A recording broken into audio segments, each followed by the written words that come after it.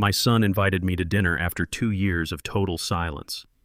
When I arrived at his sprawling estate, his maid stopped me at the gate and whispered, "Do not go in there, run away." I trusted the stranger and watched from a distance. 5 minutes later, I saw exactly what they had planned for me. My name is Donnel Owens. I am 69 years old, and the things I discovered that night forced me to completely destroy my own flesh and blood. Before I continue this story, let me know where you are watching from in the comments below. Hit like and subscribe if you have ever had to stand up to family who underestimated your worth. I stood outside the towering wrought iron gates of the suburban estate my son Javon shared with his wife Harper. The cold wind bit at my face, stinging my cheeks as I tightened my grip on the bottle of vintage Pinot Noir in my right hand. I bought that expensive bottle specifically to celebrate a reunion with my only child. Tonight was supposed to be a bridge over troubled waters. Javon and I had not spoken a single word to each other in 2 entire years. The silence began shortly after he married Harper, a white woman from a wealthy family who made it perfectly clear she preferred her new husband to be entirely detached from his roots.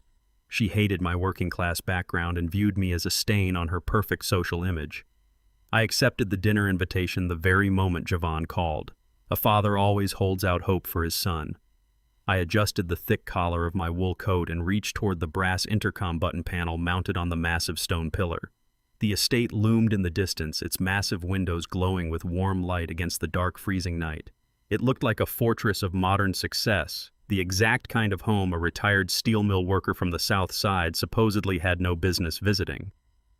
I inhaled the crisp winter air, preparing my mind for the inevitable condescending remarks Harper would throw my way during dinner. I was willing to swallow my pride if it meant seeing Javon again.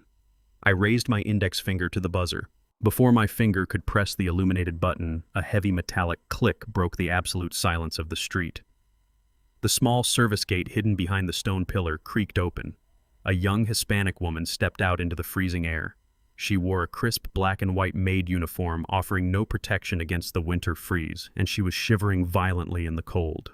Her eyes darted frantically up and down the empty street. Before I could ask what she was doing outside, she lunged forward and grabbed the sleeve of my heavy coat. She forcefully pulled me away from the intercom and dragged me into the deep shadows of the manicured privacy hedges lining the property.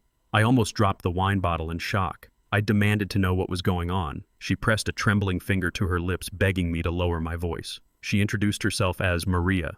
Her voice shook with genuine terror as she spoke. She told me I must leave immediately. She whispered frantically, telling me under no circumstances should I eat the dinner they prepared. She stated Harper personally spiked the open bottles of red wine inside the house with heavy sedatives. She explained 2 men in dark suits were currently sitting in the formal dining room setting up video cameras and professional lighting equipment. They were waiting for me to arrive, drink the wine, and lose consciousness on camera. I stared at her, trying to process the sheer magnitude of her warning. A spiked drink, hidden cameras, strange men in suits waiting in the dark.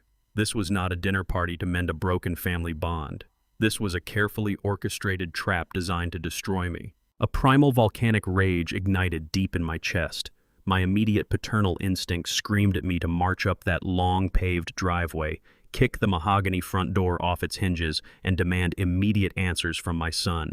I wanted to grab Javon by his collar and ask him why he was treating his own father like a criminal target. I clenched my jaw tight and forced myself to breathe slowly. Decades of working the dangerous steel mill factory floors taught me that blind anger only leads to catastrophic mistakes and serious injuries. I needed absolute clarity to survive this night. I looked down at Maria. Her hands were shaking uncontrollably, clutching the thin fabric of her apron. She was risking her job, her income, and her safety to warn a man she had never even met. I analyzed her terrified eyes and saw no deception, only a desperate plea for me to escape unharmed. I reached into my coat pocket and pulled out my money clip. I extracted a crisp $50 bill and pressed it firmly into her cold palm. I thanked her for her immense courage and decency. I instructed her to go back through the service gate and return to the kitchen immediately before Harper noticed her absence. I told her to act completely normal, serve the food, and pretend she never saw me outside. Maria nodded, quickly clutched the money to her chest, and slipped back behind the iron gate, leaving me alone in the freezing darkness. I was not going to walk away blindly, and I was certainly not going to walk through the front door into their trap. I stepped deeper into the thick landscaping, letting the tall evergreen hedges completely swallow my silhouette. I moved silently across the frozen grass, keeping a wide perimeter from the motion sensor lights mounted along the sprawling driveway. I navigated around the side of the massive brick mansion, guiding myself carefully toward the large bay windows of the formal dining room. The heavy velvet curtains were drawn back just enough to offer a clear, unobstructed line of sight into the house. I pressed my back against the cold brick wall and carefully peered through the thick glass. The dining room was bathed in the harsh glare of portable photography lights. Two men in dark suits stood near the long table, adjusting a camera on a heavy tripod. Javon stood at the head of the table. He looked nervous, constantly checking his expensive watch and pacing the floor.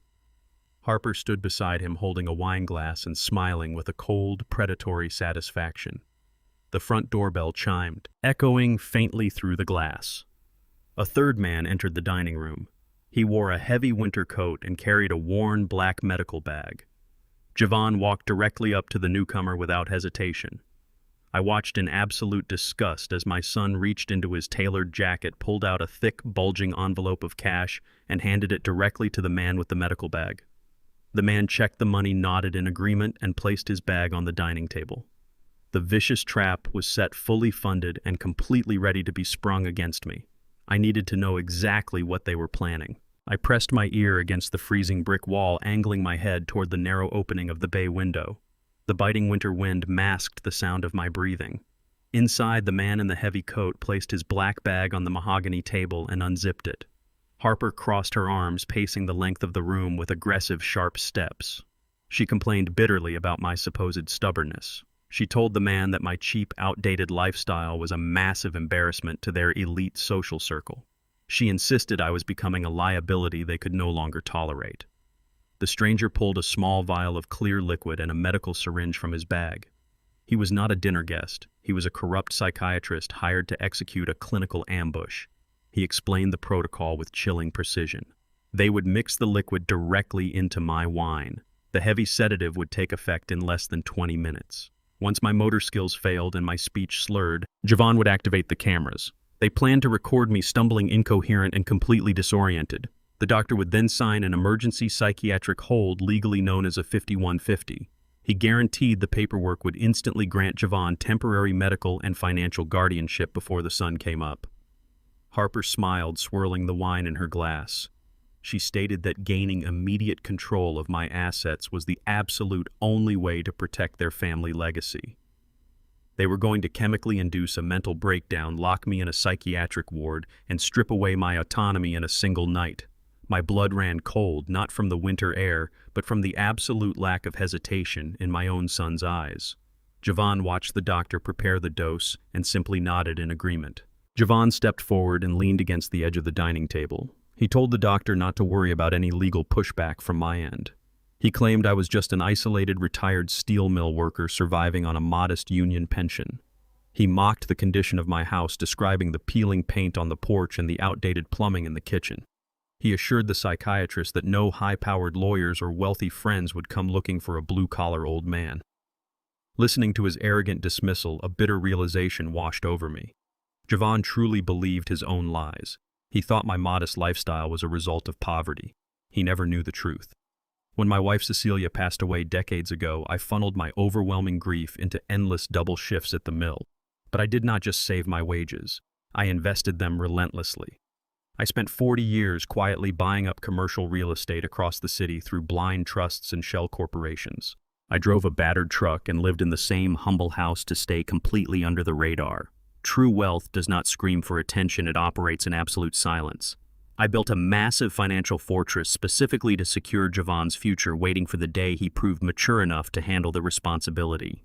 Tonight he proved he deserved absolutely none of it. He viewed my frugality as weakness and my blue-collar history as a pathetic joke. He was willing to destroy my mind for what he assumed was a meager pension and a decaying property. If he knew the actual size of my commercial portfolio, he would have tried to kill me years ago. I tightened my grip on the brick ledge, letting his arrogance fuel my focus. I reached into my heavy wool coat and slid my phone out of my pocket. I kept the screen angled down to hide the glow from the dining room window. I navigated to the voice memo application and pressed the bright red record button.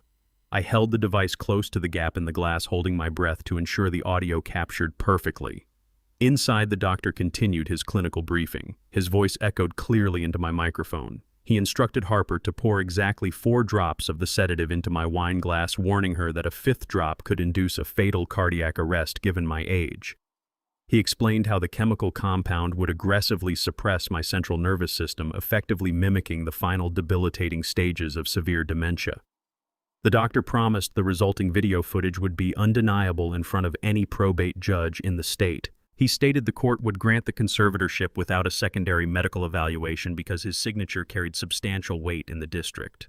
I watched the recording timer tick upward, securing 3 continuous minutes of their damning conspiracy. I captured Javon asking for confirmation on how fast the guardianship papers would clear the courthouse. I captured Harper laughing about taking control of my bank accounts by Monday morning. I tapped the screen, stopping the recording and saving the audio file to a secure cloud server. I possessed undeniable concrete proof of premeditated elder abuse, medical fraud, and criminal conspiracy. They had laid out a meticulous roadmap of their felony. I slipped the phone safely back into my inner pocket. The dinner trap was fully documented. I had no reason to stay on their property a second longer. I needed to leave immediately and initiate my counteroffensive. I pushed away from this brick wall and retreated into the dense shadows of the perimeter hedges. I navigated carefully across the frozen lawn, keeping my body low to avoid triggering the automated security sensors. The biting cold stung my bare hands, but the adrenaline rushing through my veins kept me moving with absolute military precision. I reached the tall iron fence, located the latch on the service gate Maria had used, and slipped out onto the quiet suburban street. I pulled my collar up against the wind and walked briskly down the block. I had parked my old truck 2 streets away to avoid cluttering Javon's pristine driveway. I formulated my next steps with sharp clarity. I would drive home, contact my attorney, and forward the audio file before Javon even realized I was missing. I rounded the final corner, stepping under the dim glow of a street lamp, and stopped dead in my tracks. My truck sat sagging violently against the asphalt. All 4 heavy-duty tires were entirely flattened, slashed with deep, jagged cuts that left the thick rubber completely shredded. I rushed forward, my boots crunching on the frozen pavement. The metal hood of the truck was popped open, resting slightly ajar. I lifted the heavy steel and stared at the engine block. The spark plug wires had been completely ripped out and discarded on the ground. The battery cables were severed clean through with wire cutters. My vehicle was entirely immobilized, turned into a heavy block of dead metal. I looked up and down the silent, desolate street. I was stranded miles away from my home in the middle of a heavily patrolled, affluent gated community surrounded by private security looking for intruders. The trap was much larger than the dining room. The headlights of a private security patrol car swept across the frost-covered asphalt, cutting through the darkness of the affluent neighborhood. I immediately flattened my back against the rough brick retaining wall of a neighboring estate, pulling the collar of my heavy wool coat up to shield my face. The white SUV crawled down the street at a predatory pace. The amber light bar on its roof rotated slowly, casting long, menacing shadows across the manicured lawns. I held my breath as the vehicle paused directly parallel to my hiding spot.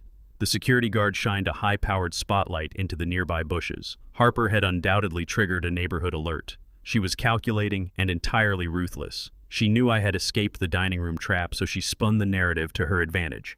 I knew exactly what she told the dispatch operator. She claimed her elderly father-in-law, suffering from severe dementia, had wandered away from a family gathering in a state of profound confusion. She wanted the security guards to find me disoriented in the freezing cold. An official incident report documenting a confused old man roaming the streets at night would provide the exact legal ammunition the corrupt psychiatrist needed to validate the emergency psychiatric hold. She was proactively building a fabricated medical record, turning my escape into the ultimate proof of my supposed mental decline. The spotlight beam swept inches past my boots. I remained perfectly still, pressing myself harder into the freezing brick. Decades of working in the deafening, dangerous environment of the steel mill had trained me to maintain absolute focus under intense pressure. The security vehicle finally accelerated, turning the corner at the end of the block. I exhaled a sharp breath, stepping out of the shadows. I turned my back to the luxury estates and began the grueling trek toward the city limits. The freezing wind whipped through the barren branches, biting violently at my exposed skin. Every agonizing step on the frozen pavement sent a sharp jolt of pain radiating up my lower back. The physical torment mirrored the deep, agonizing betrayal festering in my chest. As my boots hit the icy concrete, the rhythm forced my mind back to the brutal double shifts I worked at the Southside Steel Mill. After my beautiful wife Cecilia passed away, I made a silent vow over her grave. I promised her our son would never have to breathe in toxic factory smoke or break his body for an hourly wage. I worked 16 hours a day, inhaling metallic dust and hauling iron just to afford Javon's exorbitant private college tuition. I sacrificed my health, my youth, and every spare dollar to buy him a seat at the table of the elite. I pushed him toward success, hoping he would find a better life. Instead, that expensive education taught him how to despise the very hands that fed him. He adopted the arrogance of his wealthy classmates and married a woman who viewed my blue-collar history as a disgusting flaw. My muscles screamed in protest as I trudged up a steep incline, my breath forming thick white clouds in the frigid night air. I had spent 40 years building a massive secret commercial real estate portfolio to secure his ultimate financial freedom. Now, the boy I broke my back to elevate was actively plotting to drug me and lock me inside a psychiatric ward for a fraction of my perceived worth. I stayed off the well-lit main avenues entirely. I navigated the labyrinth of unpaved back roads and narrow utility alleys, using the cover of darkness to mask my movement. If Harper had alerted the neighborhood patrol, she had undoubtedly called the local police precinct as well. A single squad car spotting me walking alone would end this war before I could fire my first shot. I relied on my intimate knowledge of the city grid, a mental map etched into my brain from decades of driving to the mill before sunrise. My legs burned with exhaustion, but I maintained a steady, punishing pace. Finally, the glowing neon sign of a 24-hour diner flickered into view on the desolate edge of the industrial district. The parking lot was mostly empty, occupied only by a few long-haul transport trucks. I pushed through the heavy glass doors, welcoming the blast of artificial heat. The tired waitress behind the counter barely glanced up from her magazine. I bypassed the seating area and walked directly to the back corridor near the restrooms. A battered old-school payphone hung on the cracked drywall. I refused to use my personal cell phone. Javon and Harper were deeply embedded in the tech industry, and I knew they possessed the resources to track my device's GPS signal. I dropped a handful of silver quarters into the coin slot and punched in the number for a reliable independent city cab company I had used for years. I requested a pickup under a fake name, directing the driver to meet me at the side entrance of the diner. 10 minutes later, a yellow sedan pulled up to the curb. I climbed into the back seat, instructing the driver to take the longest route possible. The cab driver navigated the desolate city streets, the heater blasting warm air over my frozen hands. I watched the passing storefronts, my mind racing through tactical counteroffensives. I needed to access my secure documents, contact my attorney, and launch a preemptive legal strike against Javon by daybreak. The vehicle finally turned down my familiar working-class street, pulling to a stop in front of my modest, single-story house. I handed the driver a generous tip, stepped out into the freezing night, and waited until the taillights vanished around the corner. The neighborhood was dead silent, enveloped in the heavy stillness of the early morning hours. I walked up my cracked concrete driveway, pulled my house keys from my pocket, and approached the front porch. I inserted the key into the deadbolt. It turned with a smooth, heavy click. I pushed the door open, stepping into the dark entryway, and reached for the wall switch. The overhead light flooded the room, and I froze instantly. The peaceful sanctuary I had maintained for 40 years was completely destroyed. My heavy metal filing cabinet, which sat tucked into the corner of the living room, had been violently pulled away from the wall. The thick steel drawers were heavily dented and forcibly pried open with a crowbar. Hundreds of personal documents, tax returns, and old bank statements were violently scattered across the worn hardwood floor like fallen leaves. The cushions of my sofa were slashed open, the stuffing ripped out and tossed aside. Someone had completely ransacked my home while I was trapped outside the gates of Javon's estate. The dinner invitation was a carefully orchestrated diversion to get me out of the house. They had come for my assets. I stepped over the threshold and closed the front door silently behind me, ensuring the deadbolt slid firmly into place. The freezing night air had numbed my hands, but the sight of my living room ignited a hot flash of anger deep in my chest. My home, my private sanctuary for over 40 years, was completely violated. I walked past the overturned armchair and approached the corner of the room. My heavy steel filing cabinet lay tipped on its side. Deep gouge marks scarred the metal around the locking mechanism. Someone had taken a heavy crowbar to it, prying the thick drawers open with brutal force. I knelt beside the wreckage, my boots crunching on scattered papers. I sifted through the mess with deliberate precision. The intruders had ignored the old tax returns and utility bills. They targeted specific files. I noted exactly what was missing. The folder containing the deed to this house was gone. The file holding my basic life insurance policy was missing. They even took the outdated medical records from my last hospital visit. The precision of the theft was chilling. Javon and Harper orchestrated this burglary to happen concurrently with their dinner invitation. I was supposed to be sitting at their dining table drinking wine laced with heavy sedatives while a hired thief dismantled my life. They intended to legally erase me and physically rob me on the exact same night. The sheer audacity of the plan revealed a profound lack of respect for the man who raised him. My son viewed me as an easy mark, an old fool waiting to be fleeced. I stood up slowly, feeling the stiffness in my knees. They thought they had crippled me financially, stripping away the few assets they believed I possessed. They were entirely wrong. Panic is a useless emotion. It clouds judgment and breeds fatal mistakes. I did not panic. I turned my back on the ruined filing cabinet and walked across the living room toward the brick fireplace. Cecilia and I built this hearth with our own hands decades ago. I crouched down and gripped the heavy wrought iron grate. With a sharp pull, I slid the heavy metal structure to the left, exposing the soot-covered hearthstone. I reached my fingers into a narrow gap between the bricks and pressed a concealed latch. A rectangular section of the wooden floorboard popped up seamlessly. I lifted the false floor and reached into the dark cavity beneath it. My hands wrapped around the cold steel handle of a heavy fireproof lockbox. I hauled the solid metal container up and placed it securely on the coffee table. I punched a 6-digit code into the keypad. The heavy lid snapped open. Inside lay my true financial portfolio. The thick stacks of documents included the original deeds to my commercial real estate holdings, the corporate ownership papers of my shell companies, and the untraceable banking ledgers detailing my actual wealth. The papers the thief stole from my filing cabinet were meticulously crafted decoys. I planted those basic documents years ago, a strict safety measure instituted when I realized immense wealth attracts relentless parasites. Javon's hired thug walked away with a useless copy of a house deed transferred to a trust long ago and a life insurance policy that barely covered burial expenses. My real empire remained entirely untouched, locked safely inside a steel box they never even knew existed. I possessed the massive capital required to fight a brutal war, and my son had absolutely no idea he was stepping onto a battlefield. I sat on the edge of my ruined sofa and methodically analyzed the timeline of the evening. The puzzle pieces clicked into place with terrifying clarity. Javon and Harper had not spoken to me in 2 years. Their sudden dinner invitation was never an olive branch. It was a calculated operational mandate. They needed me physically out of this house and completely incapacitated to execute the burglary without interruption. The presence of the corrupt psychiatrist confirmed their ultimate goal.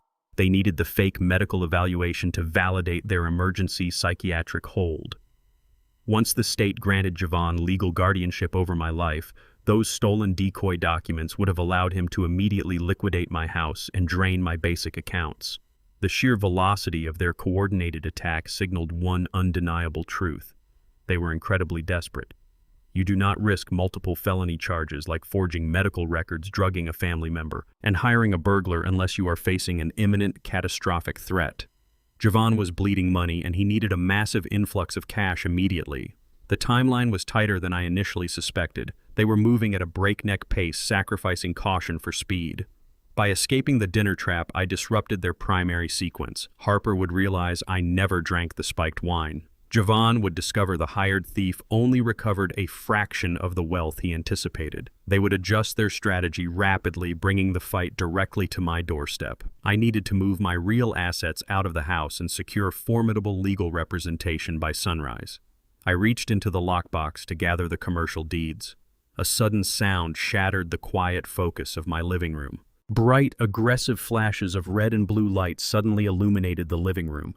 The strobing colors pierced through the gaps in my heavy front curtains, casting frantic shadows across the scattered paperwork and the overturned filing cabinet. The silent street was instantly transformed into an active crime scene. Heavy authoritative footsteps pounded onto my wooden porch. The wooden planks groaned under the weight of multiple people approaching my door. I quickly shoved the heavy fireproof lockbox back into the hidden cavity beneath the floorboards. I snapped the false wood panel shut, kicked the heavy iron grate back into its proper position over the hearth, and stood up straight. A violent rhythmic pounding shook the frame of my front door. The impacts were hard enough to rattle the glass panes in the nearby windows. A loud, commanding voice echoed sharply from the porch, cutting through the freezing night air.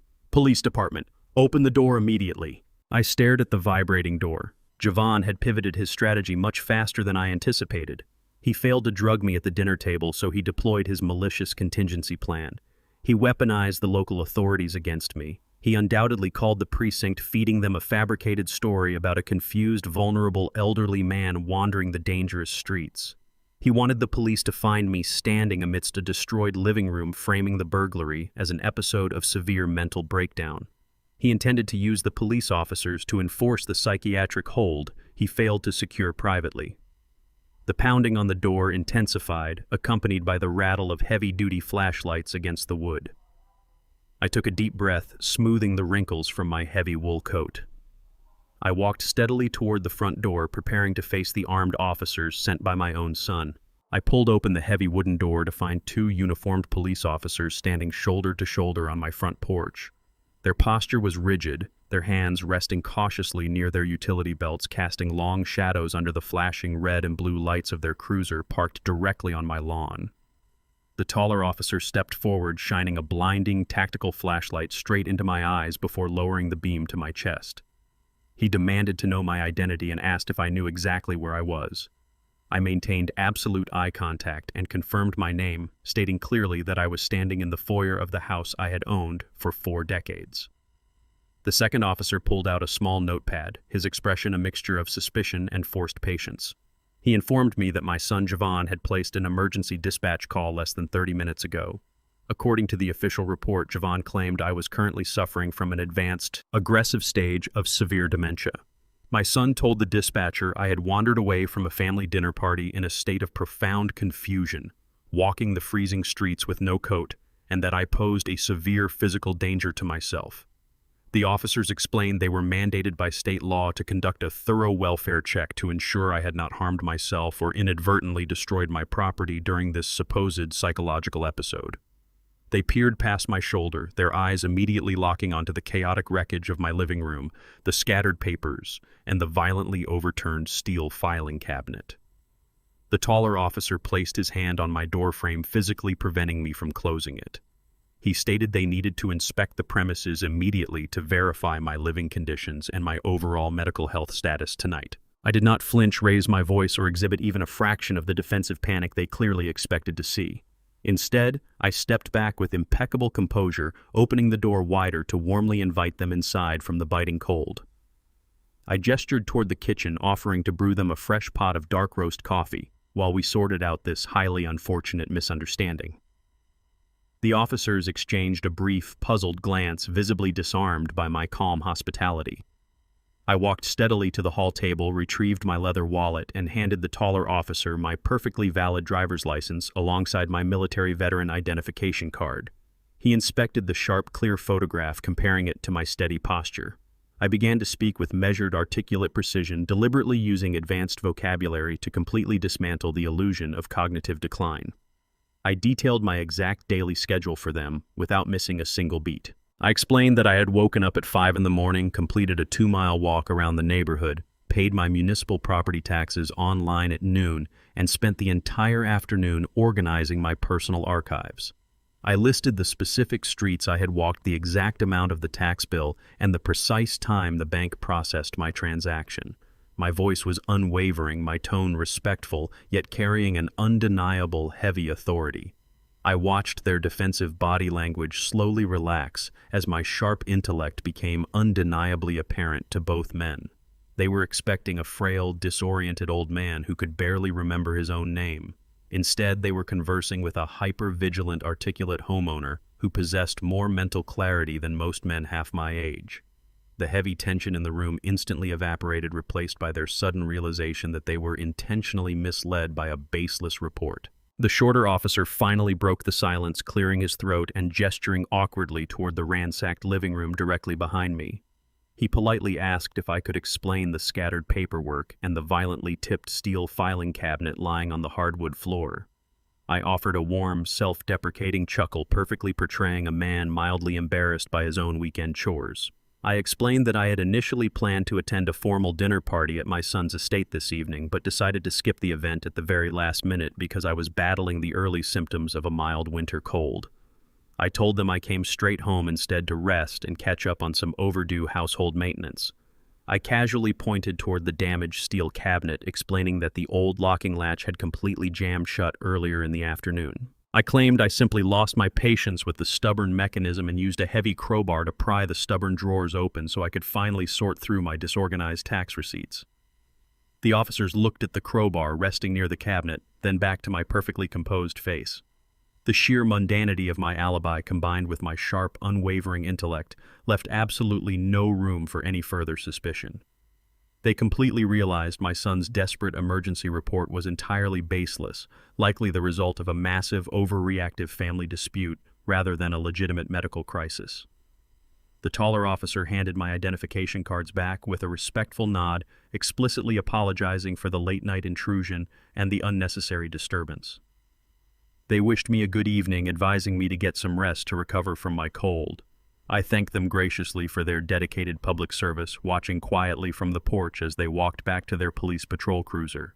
I remained standing on the dark porch until the police cruiser turned the corner, its flashing lights fading into the freezing winter night.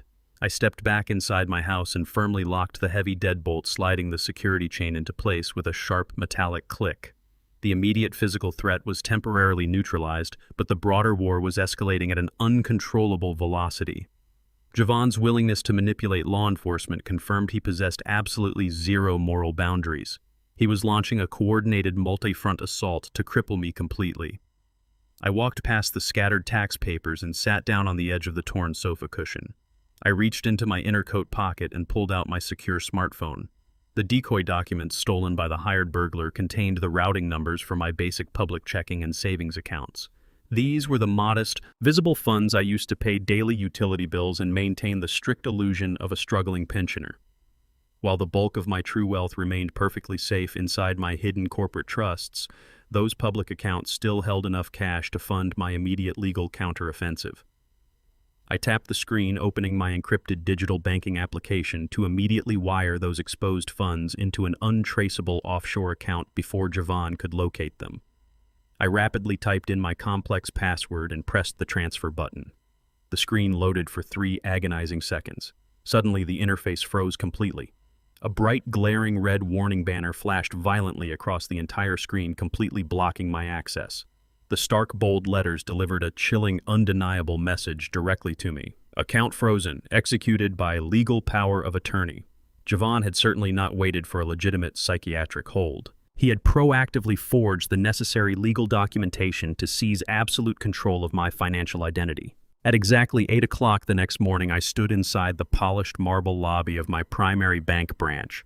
I was the first customer through the heavy glass doors, arriving before the staff had even finished turning on the overhead lights. I bypassed the automated kiosks and walked directly to the teller counter, presenting my identification to a young woman behind the glass. I instructed her to unfreeze my primary checking and savings accounts immediately. Her fingers danced rapidly across her keyboard. A moment later, her professional smile completely vanished, replaced by a look of sheer, uncomfortable panic. She swallowed hard, avoiding my gaze as she nervously adjusted her name tag. She informed me that she lacked the security clearance to process my request. I maintained my perfectly calm demeanor and demanded an explicit explanation. She lowered her voice to a fragile whisper, explaining that my accounts were legally locked late yesterday afternoon. She stated that my son, Donnel Owens, had physically come into the branch and presented a fully notarized power of attorney. The paperwork explicitly classified me as permanently mentally incapacitated and legally unfit to manage my own affairs. Javon had weaponized the legal system to strip away my financial autonomy while I was supposed to be drooling in his dining room.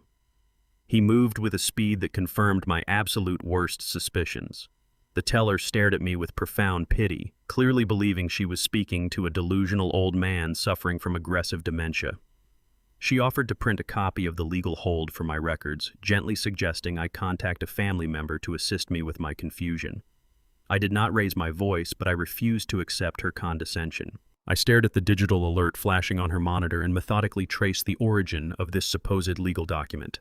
My mind cut through the deception instantly. 5 years ago, I underwent a minor routine surgical procedure to clear a slight blockage near my heart.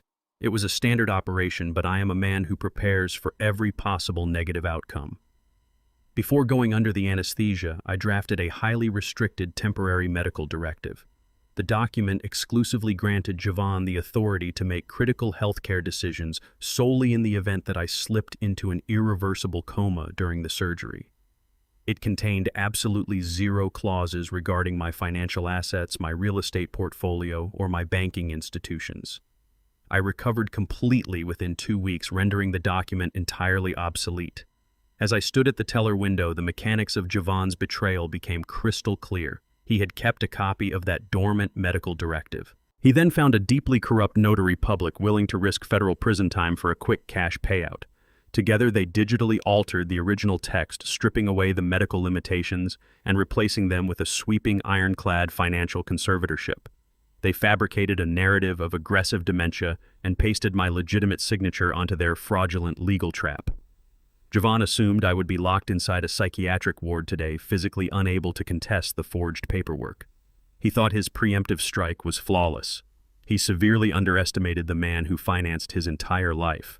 I did not build a massive, invisible commercial empire by leaving my personal security to chance.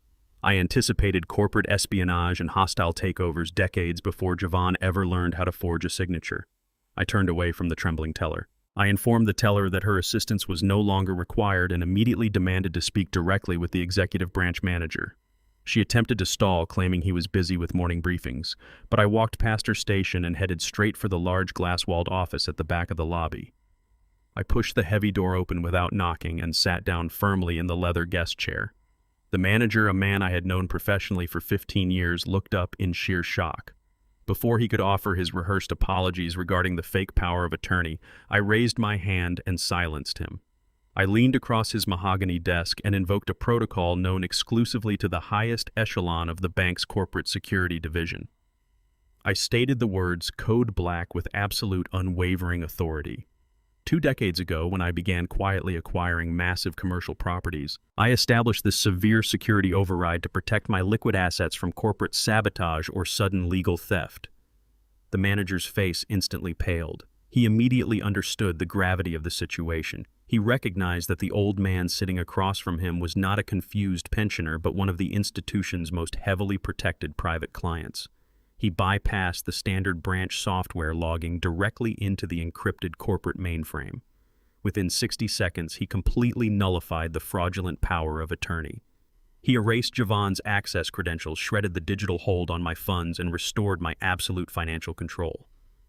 The massive iron gate Javon thought he had slammed shut on my life was vaporized instantly. The manager wiped a bead of sweat from his forehead and turned his monitor toward me, revealing the fully restored balances of my public accounts. The branch manager did not stop at simply restoring my access. He initiated a full security sweep of the recent activity logged under the forged power of attorney. The heavy office printer hummed to life, spitting out a single sheet of paper stamped with a bright red warning banner. He pulled the document from the tray and slid it silently across the polished mahogany desk. I picked up the paper and analyzed the flagged transaction. Exactly 1 hour ago at 7 in the morning, Javon had attempted to execute a massive expedited wire transfer. He tried to move $200,000 directly from my primary checking account into a heavily shielded offshore corporate entity registered in the Cayman Islands. He was trying to drain my life savings before the bank even opened its doors to the public. However, his desperate theft had crashed into a solid brick wall. The wire transfer bounced immediately due to a total lack of sufficient funds. The public checking account he targeted was merely a decoy, a modest holding designed to pay utility bills and maintain my working-class facade. It contained less than $8,000. Javon's reckless attempt to move $200,000 proved one undeniably terrifying fact about his current reality. He was not just greedy, he was drowning. The sheer velocity and scale of the attempted offshore wire indicated a man facing imminent catastrophic ruin. My son was bleeding, financially trapped in a massive debt spiral that was forcing him to commit reckless felonies just to survive the week. I folded the security alert and placed it neatly into my coat pocket. I now knew exactly how desperate he was, and I knew exactly how to break him. I folded the bank printout into a sharp square and tucked it deep inside my coat. I needed to understand the mechanics of my son's desperation. Men do not attempt to drug their fathers and commit federal banking fraud unless they are staring down the barrel of total ruin. I bypassed the local authorities entirely and drove my repaired truck directly to the downtown financial district. I navigated the polished marble lobby of a high-rise office building and took the private elevator to the penthouse suite. Oliver sat behind a massive desk of reclaimed oak. He is a ruthless corporate attorney, a man who navigates hostile takeovers and corporate sabotage with terrifying efficiency. More importantly, he is my fiercely loyal confidant. We built our respective empires in the shadows, sharing a mutual understanding that wealth attracts the most vicious predators. I did not waste time with pleasantries. I dropped the audio recording file onto his secure server and placed the bank manager's security alert flat on his desk. I detailed the events of the previous 24 hours. I explained the spiked wine, the corrupt psychiatrist, the slashed tires, the ransacked house, and the forged power of attorney. Oliver listened without displaying a single trace of emotion. He analyzed the evidence with the clinical detachment of a surgeon preparing to amputate a necrotic limb. When I finished, he intertwined his fingers and stared at the documents. He recognized that Javon's reckless assault was not an isolated incident of greed. It was a chaotic scramble for survival. Oliver stated that we needed to look past the forged signatures and focus entirely on the ledger. To dismantle their operation, we had to find the exact financial hemorrhage threatening to consume them. Oliver immediately locked his office door and activated his secure encrypted terminal. He completely bypassed standard legal channels, refusing to wait for subpoenas or court orders. He deployed a team of shadow accountants and forensic analysts he kept strictly off the official payroll. Their directive was absolute and immediate. They initiated a deep, intrusive forensic audit into the luxury logistics company Javon and Harper operated. To the public eye, their business was a massive success, handling high-end freight for elite clientele and projecting a lifestyle of limitless wealth. Oliver's analysts stripped away that polished facade within the hour. They began tracing the aggressive financial bleeding through a complex maze of corporate obfuscation. They uncovered a sprawling network of dummy corporations designed solely to hide catastrophic losses. The analysts pulled digital records of unpaid vendor invoices spanning the last 14 months. Javon was actively stiffing his most critical suppliers, delaying payments to international shipping lines and shuffling minimal funds between shell accounts to maintain the fragile illusion of solvency. The corporate logistics fleet they showcased on social media was heavily leveraged against predatory high-interest loans. Oliver's team ripped through their digital ledgers, mapping the flow of capital with ruthless precision. Every new document exposed a deeper layer of financial rot. They discovered massive tax liens hidden under Harper's maiden name and payroll accounts running on fumes. The luxury gala they boasted about was financed entirely by borrowing against future non-existent contracts. Oliver watched the data cascade across his monitors, his expression hardening with every line item. The audit completely dismantled the narrative of my son's hard-earned success. Javon and Harper were not elite business moguls. They were desperate con artists operating a rapidly sinking ship, and the water was pouring in faster than they could bail it out. Oliver rotated his massive computer monitor toward me, tapping a silver pen against a highlighted row of numbers. The final calculation sat glaring brightly against the dark screen. The comprehensive audit revealed the undeniable truth. Javon was currently $3 million in debt. His logistics company was not just struggling, it was mathematically dead. Oliver explained that the predatory loans possessed aggressive acceleration clauses. Within 3 weeks, the creditors would legally seize every single asset tied to the business. The bank would repossess their luxury vehicles, foreclose on their sprawling suburban estate, and freeze their remaining personal accounts. The impending collapse was absolute and totally unavoidable. This staggering debt perfectly contextualized my son's unhinged behavior. He needed $3 million to prevent complete financial annihilation. He orchestrated the dinner ambush and the forged power of attorney because he assumed my commercial properties and life savings could cover the massive deficit. He viewed my life as the final life raft available to keep him from drowning in a sea of corporate bankruptcy. I stared at the flashing red numbers on Oliver's screen, processing the magnitude of his massive failure. Javon had traded the honest, disciplined work ethic I instilled in him for a fragile illusion of elite status. He built a house of cards on a foundation of crushing debt and toxic pride. Now facing the brutal consequences of his own arrogance, he chose to sacrifice his own father rather than admit his failures. Oliver leaned back in his leather chair, crossing his arms over his chest. He confirmed that Javon's logistics empire was functioning purely on stolen time. The creditors were already circling in the shadows, preparing to initiate the final liquidation process. My son was precisely 3 weeks away from losing absolutely everything he valued. Oliver held up his hand, signaling the audit was not completely finished. He opened a secondary window on his monitor, bringing up a heavily encrypted set of transactions his team extracted from the deepest layer of the corporate ledger. He highlighted a recurring pattern of capital diversion that operated entirely outside the company's standard payroll. Harper had been systematically siphoning massive sums of company funds into an obscure private account for the past 18 months. Oliver traced the routing numbers back to a digital bank registered exclusively under her brother's name. She categorized the transfers as consulting fees and logistical retainers, burying the theft beneath thick layers of fabricated corporate jargon. I leaned closer to the screen, watching the stolen numbers climb higher. While Javon scrambled to secure predatory loans to keep the business afloat, his own wife was actively draining the remaining capital. She was bleeding the company dry right behind his back. The realization hit me with chilling clarity. Javon was entirely unaware of this massive internal theft. He believed the business was failing purely due to market conditions and poor investments.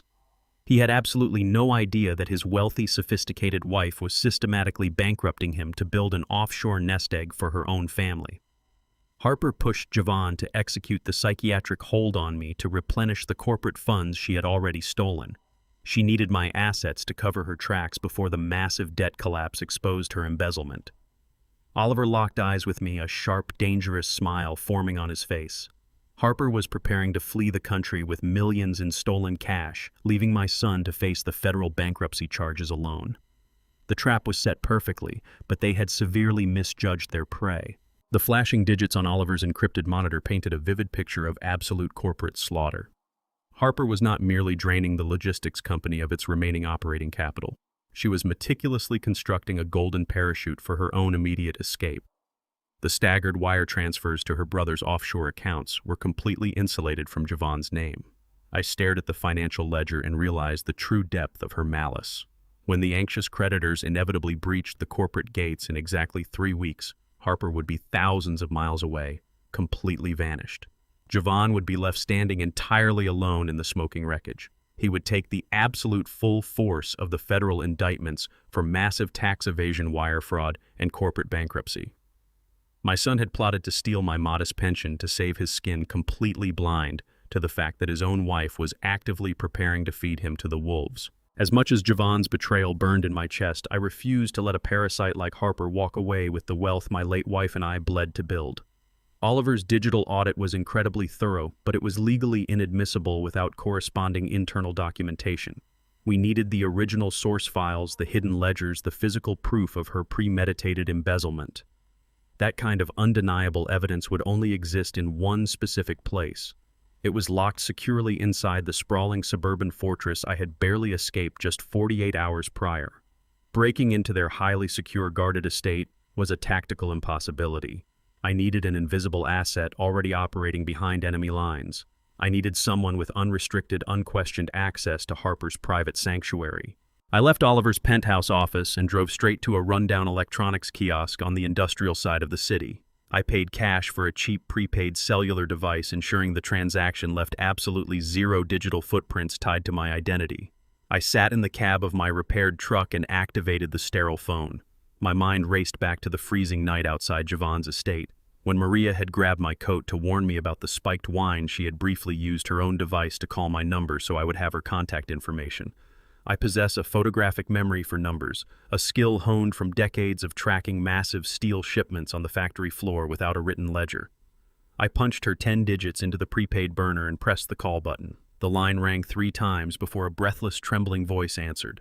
I identified myself immediately, keeping my tone calm and authoritative to prevent her from panicking. I told Maria I understood the extreme danger she faced by speaking with me, but I desperately needed her help to stop Harper from destroying everyone around her. Maria hesitated, her rapid breathing echoing through the cheap speaker. I promised her complete financial and legal protection if she agreed to meet me. She finally whispered her consent. I instructed her to avoid the affluent shopping districts near the estate entirely. I named a massive, heavily crowded discount grocery store located 2 towns over. The chaotic environment and sheer volume of foot traffic would provide the perfect visual cover for a covert handoff. I told her to meet me in precisely 1 hour. I arrived at the massive discount supermarket 15 minutes early. I parked my old truck at the very back of the sprawling asphalt lot and walked inside, blending seamlessly into the dense crowd of frantic weekend shoppers. I grabbed a battered metal shopping cart and navigated toward the center of the store, positioning myself strategically in the quietest section of the canned goods aisle. The tall metal shelving provided a natural barrier against wandering eyes and security cameras. Precisely on schedule, Maria turned the corner. She wore a heavy, oversized winter coat over her plain street clothes, completely stripped of her crisp maid uniform. She looked absolutely terrified. Her dark eyes darted nervously in every direction, scanning the faces of passing strangers, as if expecting Javon's private security detail to leap out from behind the shelves. I abandoned my cart and stepped gently into her line of sight. She flinched violently before recognizing my face. I spoke in a low, steady whisper, thanking her again for her immense bravery. Maria did not waste a single second with pleasantries. She reached deep into the lining of her heavy coat and pulled out a small metallic USB flash drive. She pressed the cold device firmly into my palm, wrapping my fingers tightly around it. She explained that Harper kept a biometric safe hidden behind a false wall panel in her home office. Maria had observed the exact combination sequence Harper used to bypass the secondary keypad lock. While the house was empty yesterday afternoon, she opened the vault and quickly extracted the external drive holding the master backups of Harper's private financial records. I slipped the drive into my secure pocket. The physical key to Harper's total destruction was finally in my possession. I looked closely at Maria's face and noticed the dark, exhausted circles under her eyes. She gripped the fabric of her coat, her knuckles turning white under the harsh fluorescent lights of the grocery store. I asked her why she was taking such a massive, catastrophic risk for a man she barely knew. Maria swallowed hard, a tear finally breaking loose and tracing a slow path down her cheek. Her voice shook with a mixture of profound fear and boiling anger. She whispered that Harper had unexpectedly returned to the estate early this morning. The vicious woman had walked into the home office and caught Maria staring directly at the concealed wall panel hiding the biometric safe. Harper instantly realized her most dangerous secrets were potentially compromised. She flew into a violent, unhinged rage. Maria explained that Harper fired her on the spot, screaming vicious insults and physically shoving her toward the service entrance. The wealthy woman completely withheld Maria's final month of pay, refusing to hand over the wages she desperately needed to feed her family. Harper did not stop at mere financial theft. She delivered a chilling, calculated ultimatum. Harper threatened to immediately contact federal immigration authorities and fabricate severe theft charges against her if Maria ever stepped foot near the property or attempted to collect her owed wages. She intended to deport and ruin the young woman to guarantee her absolute silence. I stared at the terrified girl standing before me, witnessing the brutal collateral damage of my son's toxic marriage. I placed a reassuring hand on her trembling shoulder. I looked her dead in the eye and swore a solemn vow. I promised Maria that she was now under my absolute protection and Harper would pay for every single threat she uttered. I returned to my fortified suburban home and immediately set up the heavy, air-gapped tactical laptop Oliver had provided for this exact operation. I plugged the metallic USB drive into Oliver's secure computer, expecting to instantly review the stolen financial ledgers Maria had risked her freedom to extract. A black command window snapped open instantly, followed by a glaring red password prompt. The system locked down, deploying a suite of defensive algorithms. The drive was sealed behind military-grade AES encryption. Standard brute force attacks would take 3 lifetimes to crack the defensive shell Harper had purchased. Time was a luxury I absolutely did not possess. My primary cellular phone resting on the edge of the kitchen table violently vibrated. I tapped the screen and played a newly deposited voicemail on speakerphone. Javon's voice flooded the quiet room, completely stripped of his usual manufactured charm. He sounded breathless, erratic, and deeply unhinged. He screamed that I was actively destroying my own legacy by locking him out of the bank accounts. He stated he had already scheduled an emergency legal hearing for Friday morning. He promised to arrive at my front porch with a district judge, 2 medical professionals, and a team of county sheriffs to physically drag me into a locked psychiatric ward. He vowed to rip the walls of my house down to find my hidden assets if I refused to surrender them voluntarily. Friday was exactly 48 hours away. We were standing on a rapidly shrinking timeline. The encrypted drive held the key to entirely dismantling their operation, but it was currently an impenetrable vault of useless digital code blocking my final strike. This specific obstacle required an entirely different caliber of expertise. I do not decorate my home with military medals, nor do I burden strangers with tales of my deployment during the late 70s. I commanded a tactical logistics battalion operating in deeply hostile environments, where securing encrypted supply chains meant the absolute difference between mass survival and total slaughter. I forged alliances during those grueling years with men who possessed singular dangerous talents. I pulled out my secure burner phone and dialed a heavily routed number I had memorized 4 decades ago. A gruff, gravelly voice answered on the first ring. It was Elias, my former communications officer. Following his honorable discharge, Elias transitioned into the deepest sectors of modern cybersecurity, building impenetrable defensive architectures for intelligence agencies before retiring into the lucrative private sector. I bypassed the standard greetings and laid out the exact parameters of the encryption protocol blocking my access. Elias did not hesitate or ask a single unnecessary question regarding my sudden request. Loyalty forged under artillery fire does not erode with time. He instructed me to establish a secure encrypted peer-to-peer uplink bridging Oliver's terminal directly to his underground server farm. I watched the screen flicker violently as Elias essentially hijacked the computer from 300 miles away. Lines of green code cascaded down the monitor at a blinding speed, mapping the structural weaknesses in Harper's expensive digital vault. Elias informed me the architecture was highly sophisticated but ultimately flawed, built by a corporate mercenary who utilized predictable mathematical loops. He promised to break the defensive shell and expose every single file hidden inside before the sun went down. I sat at the kitchen table watching the relentless flow of code stream across the glowing monitor. Exactly 47 minutes later, the screen went completely black. A single sharp chime echoed from the computer speakers. A green progress bar flashed to 100%, followed by a system notification confirming total decryption. Elias had completely shattered Harper's expensive digital fortress in under an hour. He terminated the remote uplink, leaving me with unrestricted access to the stolen drive. I immediately opened the root directory. The drive was a meticulously organized digital graveyard containing thousands of highly sensitive financial ledgers, forged vendor contracts, and offshore routing numbers. Harper had documented her massive embezzlement operation with terrifying precision, creating a perfect roadmap of her corporate theft. I rapidly copied the entire explosive database onto an external hard drive, ensuring I possessed permanent physical copies of her federal crimes. I scrolled past the offshore banking records and clicked into a secondary folder labeled exclusively with my own surname. My stomach tightened as a list of highly sensitive legal documents populated the screen. Harper had completely mapped out my physical assets, downloading the property tax records from my suburban home and the public registry of my decoy bank accounts. At the very bottom of the directory sat a locked PDF file titled Final Directives. I executed a bypass script Elias had provided to rip open the protected document. The screen filled with the harsh black text of a formal legal contract. I leaned forward, gripping the edge of the table as my eyes scanned the densely packed paragraphs. It was not a corporate ledger or an offshore banking receipt.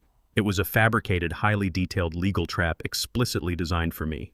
I read the fraudulent document line by line, absorbing the sheer magnitude of Harper's ultimate betrayal. The file was a meticulously drafted, fully notarized fake last will and testament carrying my exact forged signature at the bottom of the final page. The document explicitly revoked every single previous directive I had ever allegedly established. It dictated the complete expedited liquidation of my entire physical estate, including my suburban home, my veteran benefits, and every cent held within my public checking accounts. Harper had completely bypassed my son. She engineered the legal framework to inherit my entire financial identity, directly transferring the liquidated funds straight into her brother's offshore trust, cutting Javon out of the transaction entirely. She planned to let Javon execute the psychiatric hold, forcing me into a locked medical facility. Once I was securely out of the way, she intended to use this forged will to seize the liquid assets, drain the accounts, and flee the country, leaving her husband drowning in millions of dollars of federal debt. She was turning Javon into the ultimate disposable scapegoat. I downloaded the forged will directly onto my secure phone, securing the final piece of leverage required to detonate their entire lives. Before I could process the magnitude of her greed, a violent noise shattered the quiet afternoon. Heavy, aggressive tires screeched violently against the asphalt right outside my living room window. I snapped my laptop shut and stood up. Javon's luxury black sedan swerved wildly onto my driveway, crushing the manicured lawn before slamming to a halt mere inches from my front steps. He threw the driver's side door open and jumped out, storming toward my front door with an aggressive, deeply unhinged demeanor. The heavy oak of my front door rattled under a barrage of violent, rhythmic strikes. Javon was not knocking. He was trying to batter his way inside.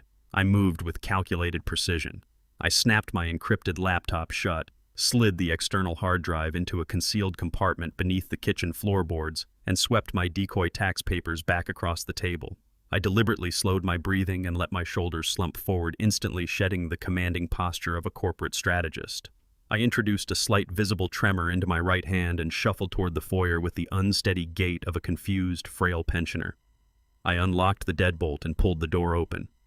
Javon practically shoved past me, bringing the freezing winter air and the stench of absolute panic into my hallway. His bespoke designer suit was deeply wrinkled, his tie hung loose, and his eyes were wild with uncontainable rage. He cornered me in the living room, completely ignoring the destroyed filing cabinet he had ordered his hired thief to ransack just 2 nights ago. He demanded to know exactly what I had done at the bank this morning. He shouted that his legitimate power of attorney had been inexplicably voided by the branch manager and that my accounts were entirely locked down. He loomed over me, trying to use his physical size to intimidate a confession out of an old man he believed was losing his mind. I looked up at him with wide, unfocused eyes, projecting a perfect image of mild disorientation and mounting fear. I stammered, claiming I only went to the bank because I could not find my checkbook and genuinely thought someone had stolen it from my desk. I watched his aggressive posture falter as he tried to ascertain if I was telling the truth or actively fighting back. The fiery rage in his eyes extinguished in a fraction of a second, replaced by a masterclass in emotional manipulation. Javon realized intimidation would not yield the immediate access he required, so he seamlessly pivoted to his secondary strategy. He exhaled a long, shaky breath and ran his hands through his disheveled hair, letting his shoulders collapse in a mirror image of my own feigned defeat. He weaponized his own authentic panic, twisting his very real fear of federal bankruptcy into a weapon designed to exploit a father's natural instinct to protect his child. Genuine-looking tears welled up in his eyes as he gently guided me toward the intact armchair kneeling on the hardwood floor beside me. He took my trembling hand in his voice dropping to a desperate, pleading whisper. He confessed that his luxury logistics empire was currently navigating a rough patch due to unforeseen economic downturns and aggressive international shipping tariffs. He completely omitted the $3 million in toxic debt and Harper's massive offshore embezzlement. Instead, he spun a fabricated narrative about temporary cash flow issues threatening to destroy the proud family legacy we had built together. He reached into his coat pocket and pulled out a thick, legally binding contract folded neatly in half. He explained it was merely a standard temporary loan agreement drawn against the equity of my house. He swore it was a minor formality, a brief financial bridge that would keep his company afloat for a few weeks until his major corporate contracts paid out. He begged me to sign the document using his childhood nickname for me and leveraging decades of carefully manufactured affection. He was asking me to voluntarily hand over the deed to the only property he thought I owned, effectively rendering me homeless to cover a microscopic fraction of his catastrophic corporate debt. I looked down at the thick legal contract resting on my lap, fully aware that my signature would instantly authorize the complete liquidation of my home. I maintained my performance with absolute unwavering discipline. I let a single tear slide down my own cheek, perfectly matching his manufactured grief. I nodded slowly, projecting the image of a tired, compliant father who simply wanted to ease his son's immense burden. I told him I lacked my prescription reading glasses and felt far too exhausted to comprehend the complex legal terminology tonight. I patted his hand gently, promising him with absolute sincerity that I would review the paperwork first thing tomorrow morning and sign whatever he needed to secure our family's future. Relief washed over his face, sharp and undeniable. He believed he had successfully neutralized the threat. He assumed my trip to the bank was a mere symptom of dementia-induced paranoia, completely unrelated to his overarching scheme. Javon stood up and pulled me into a tight, lingering embrace. He wrapped his arms around my shoulders, pressing his chest against mine in a display of profound performative affection. He thanked me repeatedly, whispering that I was saving his life and that he would never forget this massive sacrifice. I returned the embrace, gently patting his back while staring blankly over his shoulder into the shadows of my living room. My mind was completely detached from the physical interaction, coldly analyzing his every movement. I played the role of the defeated submissive patriarch, flawlessly giving him the exact illusion of total victory he desperately needed to lower his guard. He stepped back, wiping his eyes, and promised to return by noon tomorrow to collect the signed paperwork. I stood perfectly still in the center of my ruined living room, watching through the front window as Javon marched back to his luxury sedan. The performative slump in his shoulders vanished the second he crossed the threshold, replaced by a brisk, confident stride. He gunned the engine and reversed aggressively out of the driveway, speeding down the dark suburban street to finalize his preparations for tomorrow's legal ambush. As the red taillights faded into the freezing night, I let out a long, measured breath and dropped the facade entirely. My posture straightened, the artificial tremor in my hands disappearing instantly. I turned to walk back toward the kitchen to retrieve Harper's encrypted financial ledgers from beneath the floorboards. As I pivoted, a strange, unnatural weight swung against the interior lining of my heavy wool coat. I reached my hand deep into the left pocket, my fingers brushing against a cold, hard object that definitely did not belong to me. I pulled it out and held it up under the harsh glow of the hallway light. It was a compact, matte black square, no larger than a matchbox, featuring a tiny, blinking green LED light. It was a high-tech, military-grade GPS tracking device. Javon had not hugged me out of relief or residual affection. The embrace was a calculated physical misdirection. He used the intimate contact to silently slip the active tracker into my coat pocket. He did not believe my innocent alibi about the bank visit for a single second. Javon was leaving nothing to chance. If I attempted to visit another bank contact, a lawyer, or approach the local authorities, he would know my exact coordinates in real time. My son realized I was completely off the leash, and he was now actively monitoring my physical movements. The war had just escalated from financial sabotage to physical surveillance. I stood perfectly still in my dimly lit hallway, staring at the matte black square resting in the palm of my hand. The tiny green LED indicator pulsed with a steady, rhythmic heartbeat, silently broadcasting my exact geographic coordinates to a remote server. Javon lacked the tactical foresight to deploy military-grade tracking equipment on his own. This specific device possessed all the hallmarks of Harper's cold, calculated methodology.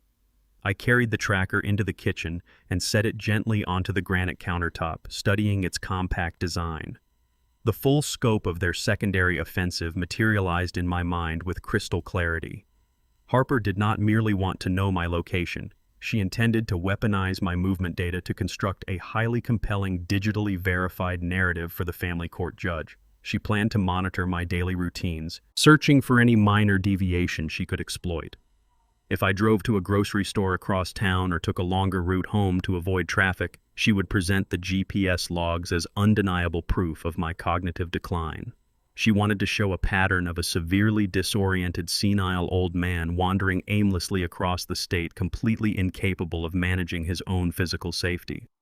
This digital trail would serve as the final, irrefutable cornerstone of her fake dementia claim. When Friday morning arrived, Harper would hand the judge a printed map detailing my supposed erratic behavior, seamlessly sealing the locked doors of the psychiatric ward behind me. I could not simply crush the device under my boot or submerge it in a glass of water. A suddenly deactivated signal would immediately alert them to my absolute awareness, forcing them to accelerate their timeline before I was fully prepared to strike a fatal blow to their entire operation. I needed to completely neutralize their digital surveillance network while feeding them a continuous stream of highly plausible, utterly useless location data. I slipped the active GPS tracker securely into the breast pocket of my heavy wool coat and grabbed my keys. I walked out to the driveway and climbed into the cab of my freshly repaired truck, ensuring the engine turned over with a smooth, powerful rumble.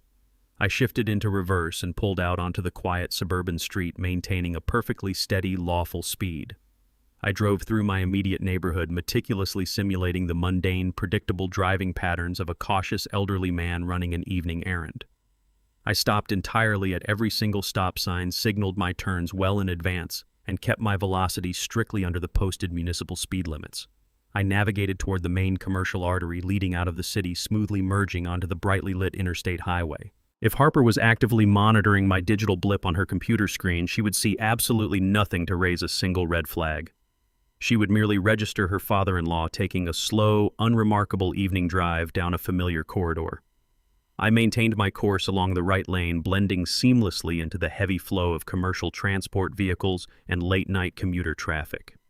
The heater blasted warm air across my heavy leather boots, but my focus remained entirely fixed on the dark horizon ahead. I required a very specific type of environment to successfully execute the next phase of my ghost protocol. I drove for 20 uninterrupted miles, scanning the massive green highway signs illuminated by my headlights, until I finally spotted the perfect location. I engaged my right turn signal and took the exit ramp, steering my truck toward the sprawling, neon-lit perimeter of a massive industrial truck stop. The truck stop was a sprawling labyrinth of cracked asphalt, harsh floodlights, and the deafening roar of massive diesel engines. I bypassed the crowded passenger vehicle parking lot entirely and steered my truck toward the darker industrial perimeter where the heavy commercial freighters rested. I parked near a row of towering garbage dumpsters, cutting the engine and slipping silently out of the cab. I pulled my heavy wool collar high around my neck to shield my face from the biting winter wind and the ambient security cameras scattered across the perimeter of the facility. I walked purposefully through the dense maze of parked semi-trucks, keeping to the deep shadows cast by their massive steel trailers. I needed a target that was fully fueled, actively occupied, and preparing for immediate departure. I soon located a pristine 18-wheel long-haul freighter idling near the high-flow diesel pumps. The driver was vigorously scrubbing his heavy windshield, his thick coat zipped tight against the freezing air. The bright reflective corporate decals plastered across the side of his massive trailer advertised a direct logistics route spanning from the East Coast straight across the country to Southern California. It was the absolute perfect courier for Harper's little digital spy. I waited patiently in the freezing shadows until the driver tossed his squeegee into a plastic bucket and climbed back into his elevated cab. As the massive air brakes hissed and the heavy diesel engine roared into gear, I crouched low and stepped swiftly toward the rear of the enormous trailer. I reached under the heavy steel bumper, feeling for a secure hidden alcove. I pressed the magnetic backing of the GPS tracker firmly against the cold, greasy undercarriage of the freighter. I stepped back into the darkness, watching the massive truck accelerate toward the highway carrying Harper's surveillance device 3,000 miles away. I navigated the dark interstate back to my quiet suburban neighborhood, pulling into my driveway exactly an hour after I had originally left. I stepped inside my silent house, thoroughly satisfied that my active digital footprint was currently barreling westward at 70 miles an hour. Harper would wake up tomorrow morning, eagerly check her surveillance application, and find her supposedly disoriented father-in-law inexplicably wandering across the state lines of Nevada. The sheer geographic absurdity of the GPS data would completely destroy the credibility of her meticulous dementia narrative in any court of law. I locked the heavy deadbolt and hung my coat on the brass hook in the foyer. Just as I stepped into the kitchen to prepare a late cup of tea, the screen of my primary smartphone illuminated the dark granite countertop. A sharp melodic chime signaled an incoming text message. I picked up the device and read the sender's name. It was Harper. The message was long, meticulously crafted, and practically overflowing with deeply nauseating manufactured affection. She addressed me with sickening sweetness, claiming she had been profoundly worried about my long-term financial security during this turbulent economic market. She explicitly stated she wanted to help me protect my hard-earned assets from aggressive inflation and predatory corporate mismanagement. Harper formally invited me to attend a completely free, highly exclusive legal consultation at her private attorney's downtown office tomorrow morning. She promised her lawyer could construct an impenetrable trust to safeguard my legacy forever. I stared at the glowing text, perfectly recognizing the lethal venom dripping from her honeyed words. She was not trying to protect my legacy. She was actively trying to corner me in a hostile legal environment to force my signature on her fraudulent transfer documents. The final battle lines were officially drawn. I stepped through the heavy glass doors of the downtown law firm precisely at 9 o'clock the next morning. The receptionist immediately escorted me into a sprawling corner office overlooking the city skyline. Harper sat perfectly poised in a leather armchair, her posture radiating false warmth. Her attorney, a slick man with an aggressively tailored suit and a predatory smile, sat behind a massive mahogany desk. Harper stood up the second I entered, wrapping me in a suffocating embrace and offering me a cup of premium black coffee. I accepted the cup with a trembling hand, maintaining my carefully constructed facade of a tired, vulnerable old man seeking guidance. The attorney did not waste time with pleasantries. He launched into a rapid, polished monologue about market volatility, estate vulnerability, and the absolute necessity of proactive asset protection. He spoke in circles, layering complex financial jargon over aggressive legal terminology designed to confuse and exhaust my mental endurance. With a dramatic flourish, he pushed a towering stack of dense legal documents across the polished wood of his desk. He framed the paperwork as a standard wealth preservation trust, a simple formality required to shield my hard-earned legacy from predatory taxes and corporate inflation. He tapped the thick binder, insisting the process was entirely routine and completely necessary for my long-term financial survival. I stared at the towering stack of paper, fully aware that this was the definitive legal trap Harper had spent months constructing. They expected me to simply nod, sip my coffee, and blindly sign my life away out of sheer exhaustion and misplaced trust. I did not reach for the signature page. Instead, I pulled a pair of reading glasses from my breast pocket, perched them slowly on the bridge of my nose, and opened the thick binder to the very first page. I began to read methodically, tracing each line of text with my index finger. The silence in the opulent office stretched into an agonizing void. 10 minutes passed, then 20. I could feel the attorney's predatory smile hardening into a rigid grimace of profound irritation. Harper shifted aggressively in her leather chair, her polished facade cracking under the sheer weight of my deliberate, agonizingly slow pace. She offered strained chuckles, suggesting that the legal jargon was far too dense to bother reading and assuring me that her trusted lawyer had already verified every single clause. I ignored her completely, turning the pages with torturous precision. My patience yielded the exact intel I expected. Buried deep within the sprawling document, deliberately obscured on page 47, was the lethal mechanism. It was not an asset protection clause. It was a binding, irrevocable conservatorship agreement. The paragraphs explicitly surrendered my total civil rights, my healthcare autonomy, and absolute control of my financial estate exclusively to Harper. It entirely bypassed Javon, granting her the unilateral authority to liquidate my properties and transfer the capital without secondary oversight. I reached the final page, projecting a heavy, exhausted sigh to signal my total defeat. Harper practically lunged forward, pressing a heavy, gold-plated fountain pen directly into my palm. She hovered over my shoulder, her breathing shallow and erratic, demanding I sign the bottom line to finally secure our family's future. I gripped the heavy gold pen, letting my hand shake violently as I positioned the nib over the thick signature line. In a perfectly executed moment of feigned frailty, my fingers deliberately gave out. The expensive pen slipped from my grasp, clattering loudly against the polished mahogany desk before rolling off the edge and dropping onto the thick carpet. Harper hissed in obvious frustration, immediately dropping to her knees to retrieve the fallen instrument. That singular second of diverted attention was the only window I required. I reached swiftly into the inner lining of my wool coat and extracted an identical gold-plated fountain pen. Oliver had secured this specific tool from his corporate security team late last night. The pen was filled with a highly specialized military-grade chemical compound that functioned exactly like premium black ink upon contact with paper. However, the unique chemical structure was designed to completely evaporate and vanish without a single trace exactly 24 hours after exposure to the air. By the time Harper stood back up and placed the original pen on the desk, I was already holding Oliver's decoy. I offered her a weak, apologetic smile, blaming my clumsy hands on my advancing age and the stressful morning. I pressed the decoy pen to the legal document and signed my full legal name across the designated line. I repeated the action on every single duplicate copy they placed in front of me, pressing firmly to leave a dark, bold signature on the fraudulent conservatorship agreement. Harper snatched the binder away the second I crossed the final letter, her eyes gleaming with undisguised triumph. She believed she had just legally stolen my entire life. She had no idea she was holding a stack of blank paper with a rapidly approaching expiration date. I politely declined their offer to call a car service, citing my need for a quiet morning walk to clear my head. The attorney practically shoved me out of the office door, eager to begin processing the fraudulent documents with the county clerk. I navigated the busy downtown sidewalk, circling the block once before slipping unnoticed into the subterranean parking garage beneath the law firm. I moved through the dim, echoing structure, sticking closely to the shadows of the concrete support pillars. I spotted Harper's silver luxury SUV parked near the rear exit.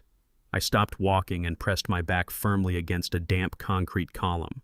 A sleek black sports car idled loudly in the adjacent parking spot, its engine humming with a low, aggressive rumble. The driver's side window rolled down, revealing Harper's younger brother behind the steering wheel.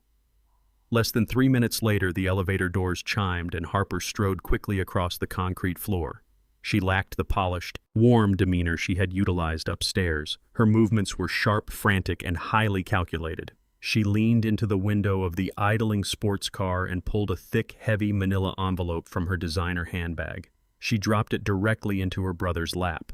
The envelope partially tore open upon impact, exposing tightly banded stacks of $100 bills. She then reached back into her bag and handed him a dark blue passport. I watched the grim exchange from the shadows, analyzing the brutal reality of her timeline. The offshore wire transfers were merely the digital foundation. The physical execution of her escape plan was already actively in motion. She was preparing to vanish before the ink on my forged signature even evaporated. I left the subterranean parking garage and walked 3 blocks through the biting winter wind directly to Oliver's penthouse office. The time for defensive maneuvering and theatrical performances had officially ended. It was time to mobilize the heavy artillery. I sat across from Oliver at his expansive mahogany desk and instructed him to unlock the primary portfolios. For 40 years, Javon and Harper believed I survived solely on a modest factory pension and a small checking account. They completely failed to comprehend the financial acumen of my late wife, Cecilia.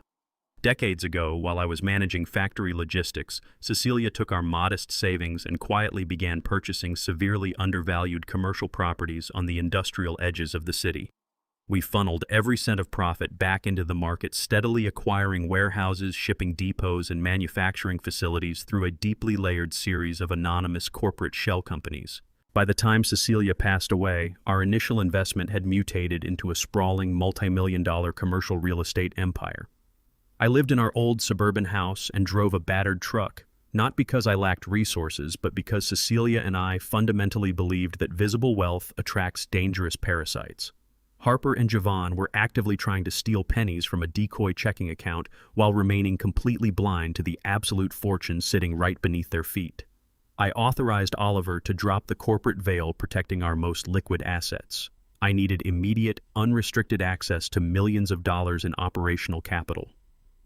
Oliver typed rapidly on his secure terminal, transferring the necessary funds into a staging account. He then looked up from his monitor, a rare, genuinely sharp smile breaking across his usually stoic face. He possessed a piece of information that bordered on absolute poetic justice. Oliver turned his monitor toward me, pulling up the master lease agreement for Javon's highly publicized logistics firm. My son had built his entire corporate image around a sprawling, state-of-the-art shipping warehouse located in the city's most lucrative industrial park. He constantly bragged about the immense overhead and the prestige of the facility during our strained holiday dinners, using it as proof of his supposed business superiority. I stared at the digital contract on the screen, reading the name of the holding company listed as the absolute property owner. It was Apex Industrial Management, a sterile corporate entity Cecilia and I had established 25 years ago. The sheer irony of the situation struck me with the force of a physical blow. For the past 5 years, Javon had been diligently paying exorbitant monthly commercial rent directly into an account I entirely controlled. My son believed he was a self-made logistics titan, completely unaware that he was operating his entire empire under the roof of my property. Harper was busy trying to steal my suburban home to cover their toxic corporate debt, completely ignorant of the fact that I already owned the physical ground their business stood upon. Oliver explained that Javon was currently 3 months behind on his lease payments to Apex Industrial. According to the ironclad clauses of the commercial contract, the holding company possessed the immediate, unquestionable legal right to lock the warehouse doors, seize all physical assets inside the building, and initiate total eviction protocols without a single day of prior notice. I leaned back in my chair, absorbing the absolute magnitude of the leverage I secretly held over his operation. I did not just have the power to stop their theft.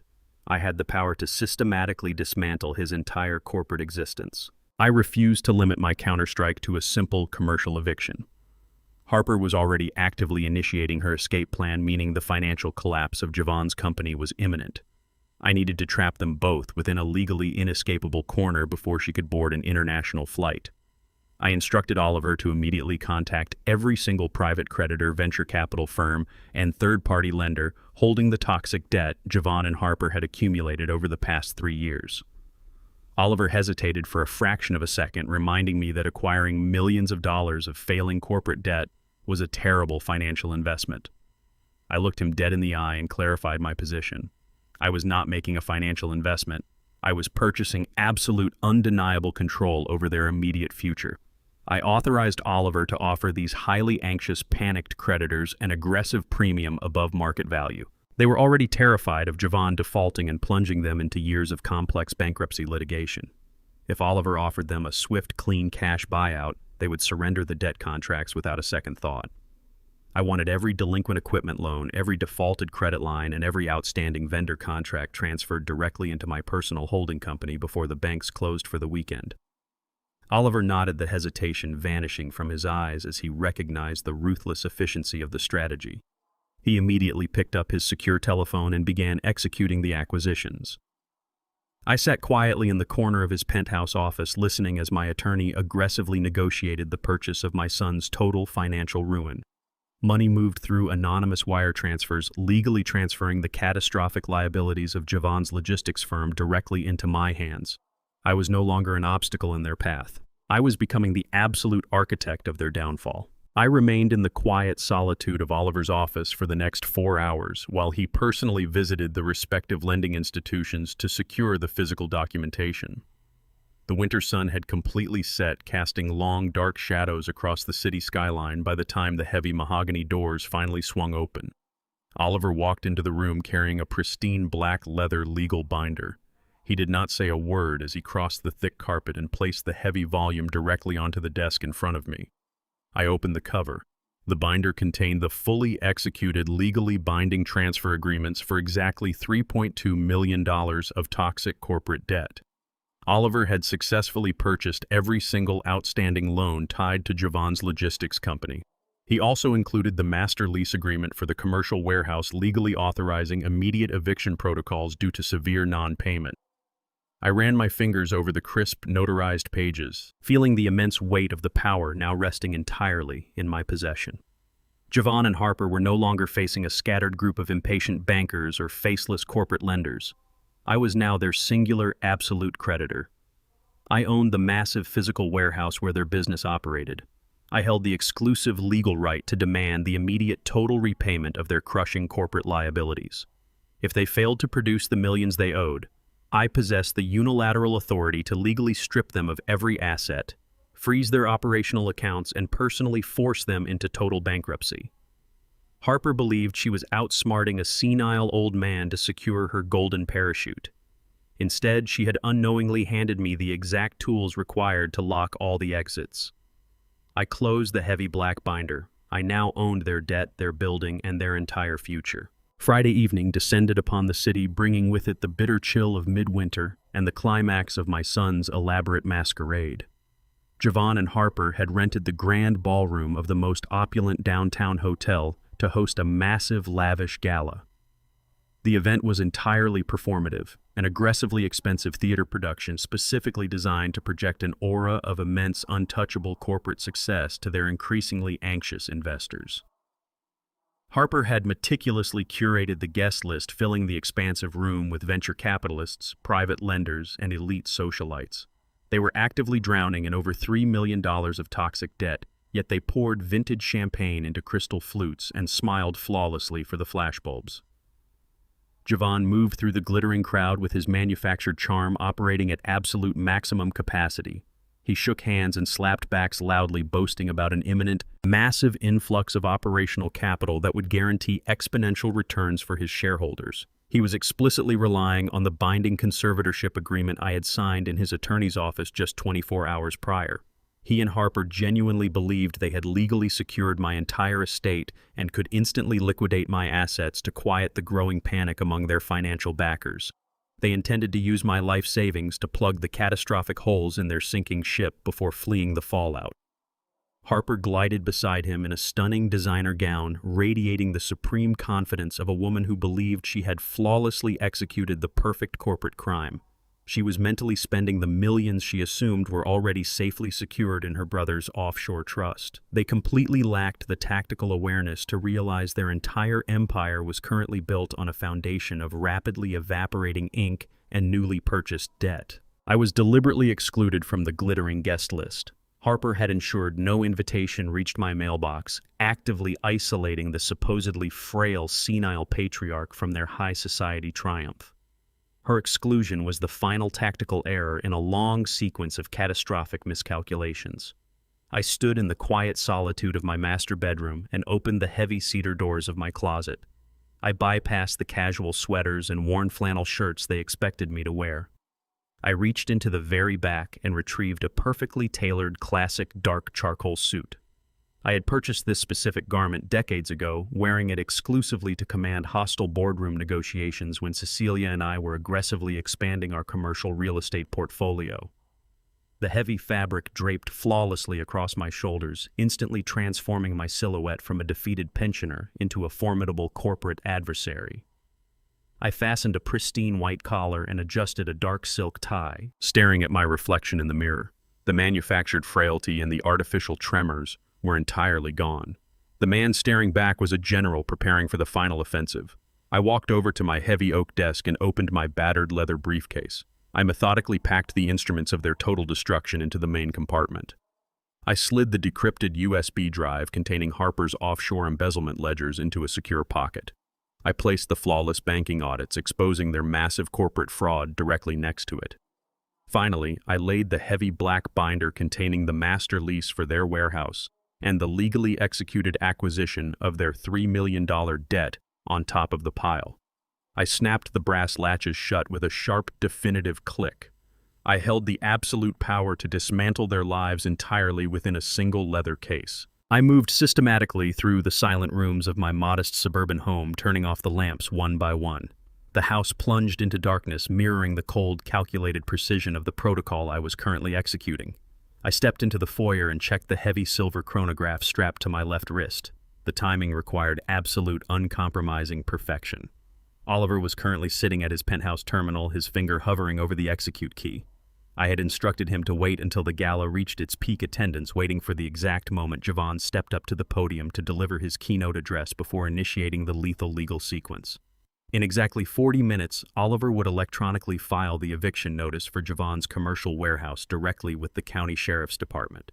Simultaneously, he would initiate the immediate collection protocols on the $3 million of acquired corporate debt, instantly freezing every single bank account tied to their logistics firm and alerting the federal authorities to Harper's wire fraud. I watched the second hand sweep across the face of my watch, confirming the synchronization. Their carefully constructed facade of immense wealth was about to publicly and violently shatter in front of their most important investors. I pulled my heavy wool overcoat over my tailored suit, securing the buttons against the freezing night air. I gripped the handle of my leather briefcase, feeling the solid weight of the documents anchoring my resolve. I had spent weeks absorbing their insults, enduring their deceit, and playing the role of the helpless victim. The time for silent observation had officially expired. I unlocked the heavy deadbolt, pulled the front door open, and stepped out onto my front porch, ready to walk into their opulent ballroom and deliver the final devastating blow. I stepped off the edge of the wooden porch and moved toward the driveway, my eyes focused entirely on the dark street ahead. A sudden, aggressive screech of heavy tires shattered the quiet suburban night. A massive, unmarked white utility van swerved violently around the corner and accelerated toward my property. The driver cut the steering wheel sharply, jumping the concrete curb and slamming the heavy vehicle into a diagonal stop directly across the base of my driveway. The van effectively formed an impenetrable steel barricade, completely trapping my repaired truck and blocking my only avenue of escape. The harsh halogen headlights blinded me for a fraction of a second, casting long, menacing shadows against the brick facade of my house. The heavy sliding door on the side of the vehicle violently slammed open. 3 men stepped out into the freezing air.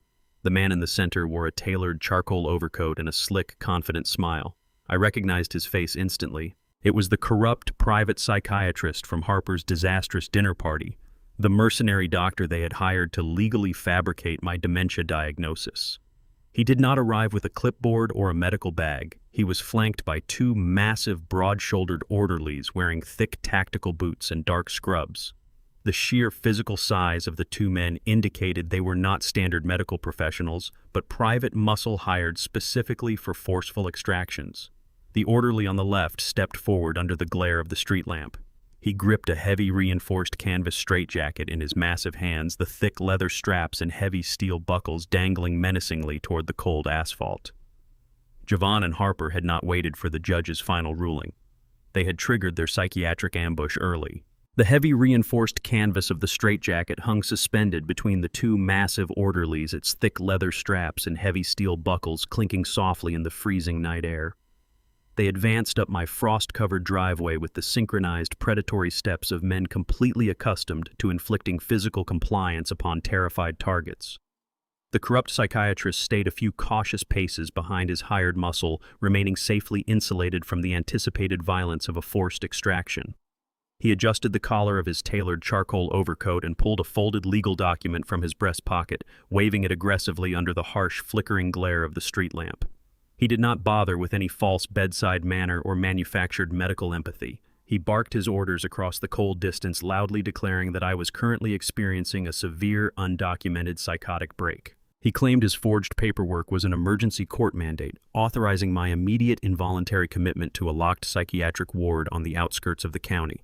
He loudly pronounced that I was a certified danger to the general public and a severe threat to my own physical safety, explicitly ordering his men to restrain me by any physical means necessary before I could cause bodily harm.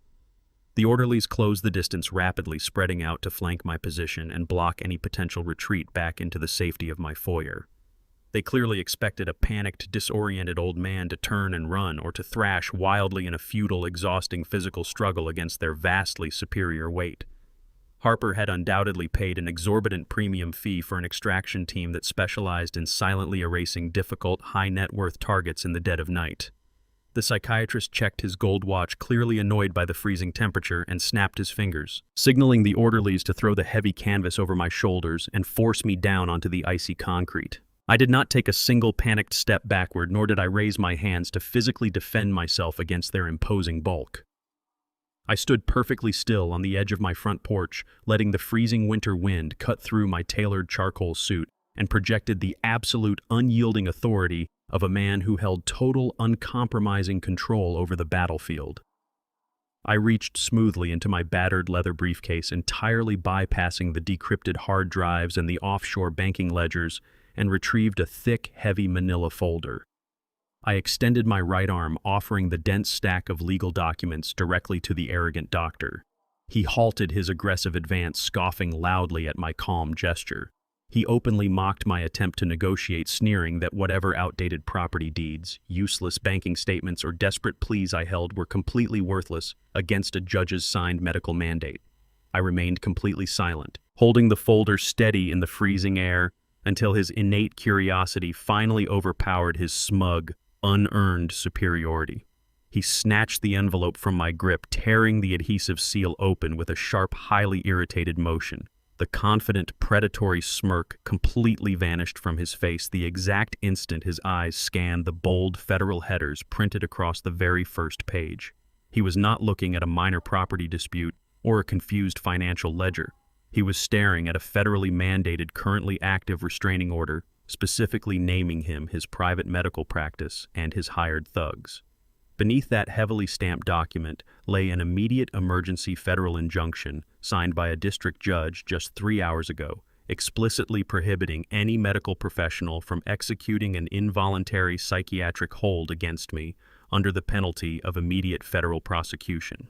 The doctor's face instantly drained of all color as he realized his cheaply forged county paperwork had been completely overridden by absolute federal authority. The corrupt psychiatrist's hands began to shake violently in the cold night air, perfectly mirroring the exact artificial tremor I had projected for Javon in my living room just days prior.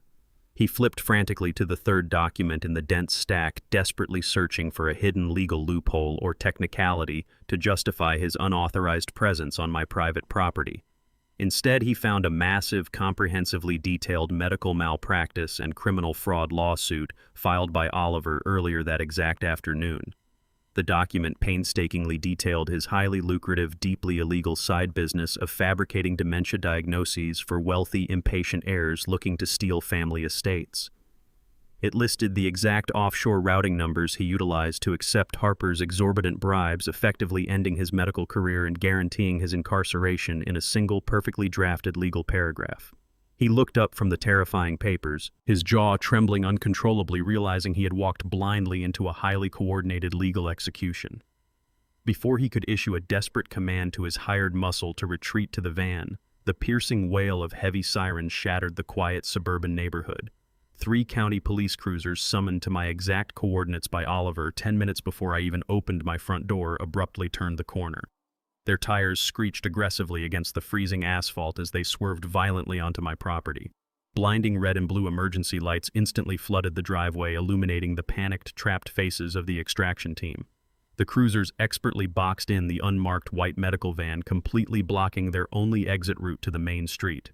Heavy car doors flew open in unison, and 6 uniformed officers stepped out into the freezing night, their hands resting securely on their duty belts. The trap I had spent weeks carefully constructing had finally snapped shut, burying its steel teeth deeply into the first wave of Harper's mercenaries. The lead tactical officer marched directly up the center of the illuminated driveway, completely ignoring the massive orderlies who immediately dropped the heavy canvas straitjacket onto the frost-covered grass and raised their empty hands high in the air in an act of total unresisting surrender.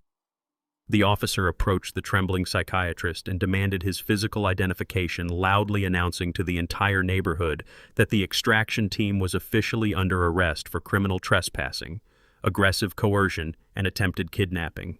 The doctor stammered uncontrollably, frantically waving his forged medical mandate and attempting to cite his revoked medical credentials, but his desperate words dissolved into incoherent, panicked rambling. The officer swiftly spun him around, pressing his chest firmly against the freezing cold steel of the police cruiser, and locked heavy metal handcuffs tightly around his wrists. The 2 burly orderlies were similarly detained, patted down and marched toward the back of the patrol cars without a single instance of physical retaliation. I stood quietly on the top step of the porch, observing the complete and utter dismantling of Harper's psychiatric ambush with absolute icy detachment. I smoothed the lapels of my tailored suit jacket, picked up my heavy leather briefcase, and stepped neatly around the handcuffed men currently standing in my driveway. A sleek black town car glided smoothly to the curb, parking directly behind the line of flashing police cruisers.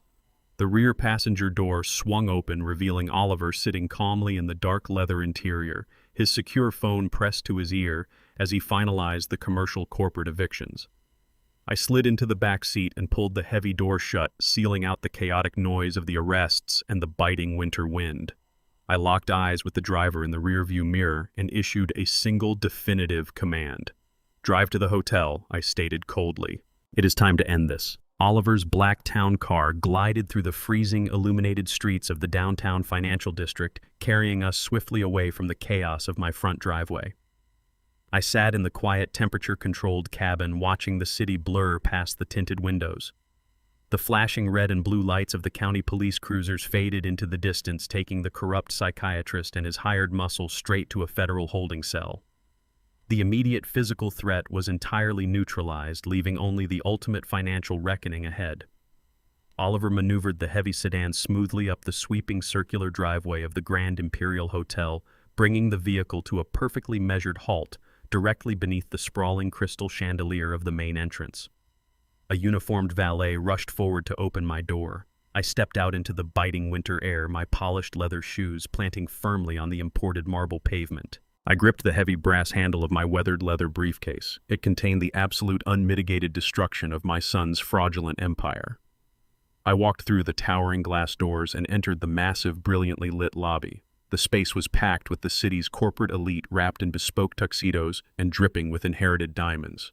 My tailored charcoal suit, decades older than the current fashion but cut from superior enduring fabric, drew immediate questioning stares from the affluent guests mingling near the lobby bar.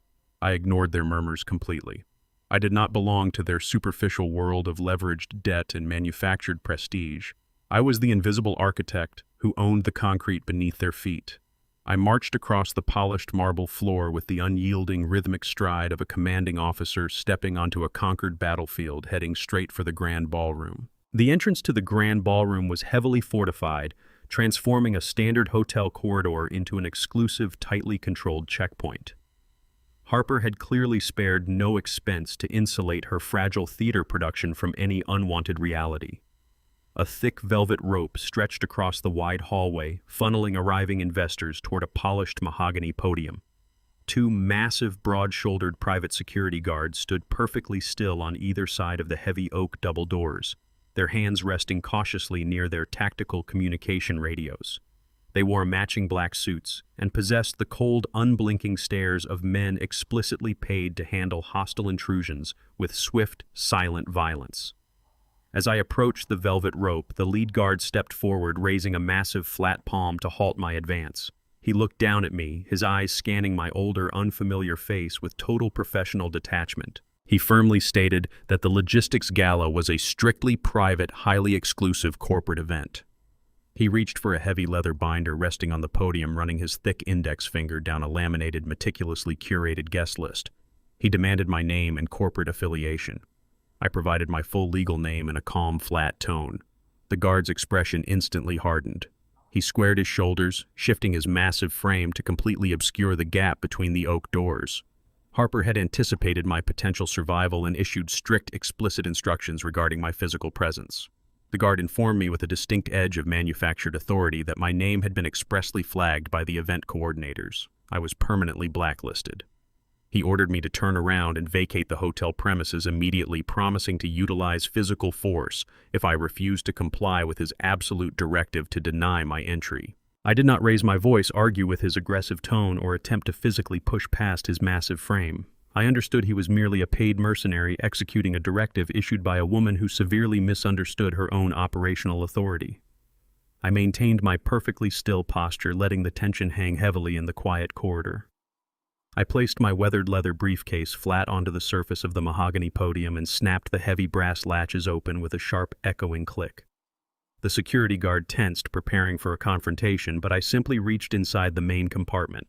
I bypassed the decrypted embezzlement ledgers and the massive stack of commercial debt acquisitions, withdrawing a single heavy manila folder. I opened it and extracted a pristine, fully notarized legal document bearing the raised seal of the state registry. I handed the thick paper directly to the head of security. I instructed him in a low, unwavering voice to read the corporate headers and verify the authorized signatures at the bottom of the page. The guard scowled, clearly annoyed by my refusal to retreat, but his eyes dropped to the text. He was not looking at a standard event ticket or a desperate fabricated legal injunction. He was staring at the master commercial property deed for the Grand Imperial Hotel. The document explicitly proved that Apex Industrial Management, the very same anonymous shell company I completely controlled, held the absolute uncontested ownership rights to the sprawling commercial structure we were currently standing inside. I did not just own the industrial warehouse where Javon operated his failing logistics firm. I owned the entire luxury hotel Harper had rented to host her fraudulent corporate gala.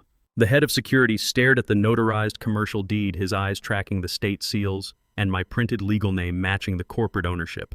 The aggressive, unyielding hostility completely drained from his face, instantly replaced by a distinct, unmistakable pallor of profound professional terror. He realized in a fraction of a second that he had just threatened physical violence against the absolute owner of the building that employed him. He swallowed hard, his hands trembling slightly as he respectfully handed the heavy document back to me. He did not utter another word of resistance. He simply nodded, grabbed the thick velvet rope, and unhooked it from the brass stanchion. He stepped completely aside, gesturing for his partner to instantly open the massive oak double doors. I slid the master deed back into my leather briefcase, fastened the latches, and stepped forward. The heavy doors swung outward, releasing a wave of warm air, the clinking of expensive crystal, and the dull roar of 100 wealthy investors. I walked into the brilliantly lit ballroom, stepping seamlessly into the blinding glare of the crystal chandeliers. The room was a monument to fabricated success, overflowing with tailored suits, vintage champagne, and aggressive corporate networking. I navigated the edge of the crowd, stopping in the shadows near the primary stage. Javon stood directly under a bright spotlight radiating manufactured confidence. He smiled flawlessly at the sea of anxious shareholders, holding a slender flute of champagne high in his right hand. He tapped the glass with a silver spoon, demanding total silence, preparing to deliver a speech built entirely on the fraudulent assumption that he had successfully stolen my life savings. I adjusted my grip on my briefcase and stepped directly into his line of sight. Javon stood bathed in the blinding white spotlight, his voice booming through the state-of-the-art sound system as he painted a masterpiece of financial fiction for his elite investors. He was mid-sentence, eloquently detailing a fabricated expansion strategy when his gaze swept across the center aisle of the grand ballroom. The perfectly rehearsed words died instantly in his throat. His charismatic manufactured smile shattered into a mask of pure, unadulterated shock. I walked with a steady, unhurried rhythm down the crimson carpet directly toward the main stage, the heavy leather briefcase anchored firmly in my right hand. The sudden, unnatural silence from the podium sent a ripple of confusion through the sea of elegantly dressed attendees. Harper stood near the front row, holding a crystal flute of champagne. She followed her husband's frozen stare and spotted my approach. All the color drained rapidly from her meticulously contoured face. Her polished facade cracked, replaced by a frantic primal panic. She turned wildly toward the back of the room and began signaling the massive private security guards flanking the oak double doors. She waved her arms aggressively, demanding they intercept my advance and drag me out of the hotel. The two security professionals did not move a single muscle. They remained planted firmly at their posts, their hands clasped neatly behind their backs, actively ignoring her desperate, silent screams. They knew exactly who owned the ground they were standing on, and they had no intention of interfering with the absolute authority of their ultimate employer. Harper realized with mounting horror that her impenetrable shield of paid muscle had completely evaporated. I continued my methodical march down the center aisle, closing the distance to the stage while my son stood paralyzed under the glaring stage lights. The soft ambient string quartet playing from the corner balcony faltered and scraped to a complete halt, reacting to the heavy, localized tension radiating from the main stage. The abrupt cessation of the music plunged the massive ballroom into a profound, suffocating silence.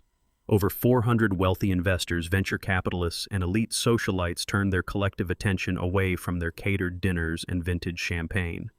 They stared in absolute bewilderment at the dignified older man in the classic dark charcoal suit, walking steadily through their glittering ranks. I did not acknowledge their curious whispers or their judging stares. I kept my eyes locked entirely on Javon, watching his chest heave with rapid, shallow breaths as his perfectly constructed corporate reality began to violently unravel. I reached the base of the stage and placed my polished leather shoe onto the first wooden step. The hollow thud echoed loudly through the silent, cavernous room. I ascended the short staircase with slow, deliberate precision, bringing myself up to the elevated platform. Javon remained frozen behind the polished mahogany podium, his knuckles turning stark white as he gripped the edges of the heavy wooden stand. I stopped directly beside him, close enough to smell the nervous sweat breaking through his expensive designer cologne. He opened his mouth, desperately attempting to formulate a commanding sentence, but his vocal cords entirely failed him. He was completely stripped of his rehearsed corporate bravado. I reached out smoothly and grasped the stem of the microphone secured to the podium.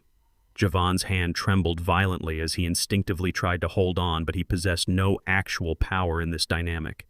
I pulled the microphone firmly from his weak, shaking fingers, establishing total control over the room and silencing his fraudulent empire. I adjusted the microphone slightly, letting the brief burst of static command the undivided attention of every single individual in the sprawling ballroom. I looked out over the sea of anxious, expectant faces, projecting a chilling, articulate authority that commanded absolute respect. I welcomed the distinguished guests and politely thanked them for attending such a lavish, meticulously coordinated celebration. I kept my voice perfectly measured, allowing the cold reality of my words to strike the audience with maximum impact. I informed the crowd that they were currently drinking premium vintage champagne and eating imported caviar funded entirely by stolen capital and severe corporate fraud. A sharp collective gasp rippled through the hundreds of investors as the heavy truth crashed into the opulent room. I did not raise my voice or resort to theatrical anger. I simply dismantled the polished illusion of Javon's immense success, brick by brick. I explicitly detailed how the brilliant logistics titan standing beside me was completely bankrupt, drowning in millions of dollars of toxic, unmanageable commercial debt. I explained that the state-of-the-art industrial warehouse they believed cemented his market dominance was actively facing immediate eviction protocols due to months of severe delinquent lease payments. I systematically exposed the offshore embezzlement mechanisms Harper had constructed, revealing that their supposedly secured expansion capital was nothing more than a desperate criminal attempt to liquidate my personal life savings. The elite shareholders stared at the stage in profound absolute horror, realizing their significant financial investments were tied to a sinking fraudulent ship. Javon's carefully cultivated reputation as a business prodigy evaporated instantly in the cold, bright light of undeniable truth. The investors began whispering frantically, pulling out their mobile phones to initiate immediate damage control protocols for their respective portfolios. Javon finally snapped out of his terrified paralysis, his face flushing with a violent, dark, crimson rage. The public destruction of his ego and his fraudulent empire pushed him into a state of sheer irrational desperation. He lunged forward, grabbing my shoulder roughly and demanding I leave the stage immediately. He hissed venomous threats through clenched teeth, ordering me to stop speaking and threatening to have me physically thrown out of the building. He desperately tried to reclaim the narrative, shouting over the murmuring crowd that I was a deeply confused, mentally unstable old man having a severe medical episode. I completely ignored his pathetic, frantic attempts to salvage his ruined reputation.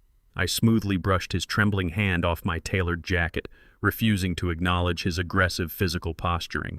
I set my weathered leather briefcase flat onto the polished mahogany surface of the podium right in front of him. I snapped the heavy brass latches open with a sharp, definitive crack that echoed loudly into the microphone. Javon stared at the open case, his angry protest dying instantly as he recognized the thick, legally binding documents resting inside. I reached into the main compartment and extracted the massive, dense stack of commercial foreclosure notices and immediate debt collection mandates. I lifted the heavy bundle of notarized paperwork and dropped it forcefully onto the center of the wooden podium right in front of Javon's pale face. The loud, heavy slap of the papers hitting the wood signaled the absolute termination of his corporate existence. I leaned directly into the microphone, my voice cutting through the rising chaos of the ballroom. I announced that as the sole owner of their commercial debt and their physical operating facility, I was immediately calling in every single cent. The microphone amplified the heavy slap of the foreclosure document, sending a physical shockwave through the grand ballroom. The initial stunned silence shattered instantly, replaced by an erupting chorus of panicked murmurs and aggressive shouting from the elite investors. Men in expensive tuxedos practically climbed over one another to get closer to the stage, their faces contorted in sheer financial terror. Javon lunged at the microphone, his hands trembling wildly as he desperately attempted to maintain his alpha corporate facade. He barked into the sound system, shouting that this was an elaborate hoax orchestrated by a mentally declining old man. He aggressively waved his arms, promising the shareholders that their capital was perfectly secure and demanding they ignore the stack of papers on the podium. I stood immovable against his frantic flailing. I pulled the microphone back toward my face and delivered the absolute, undeniable reality. I systematically read the account numbers, the specific loan identifiers, and the exact sums of their toxic liabilities directly into the audio feed.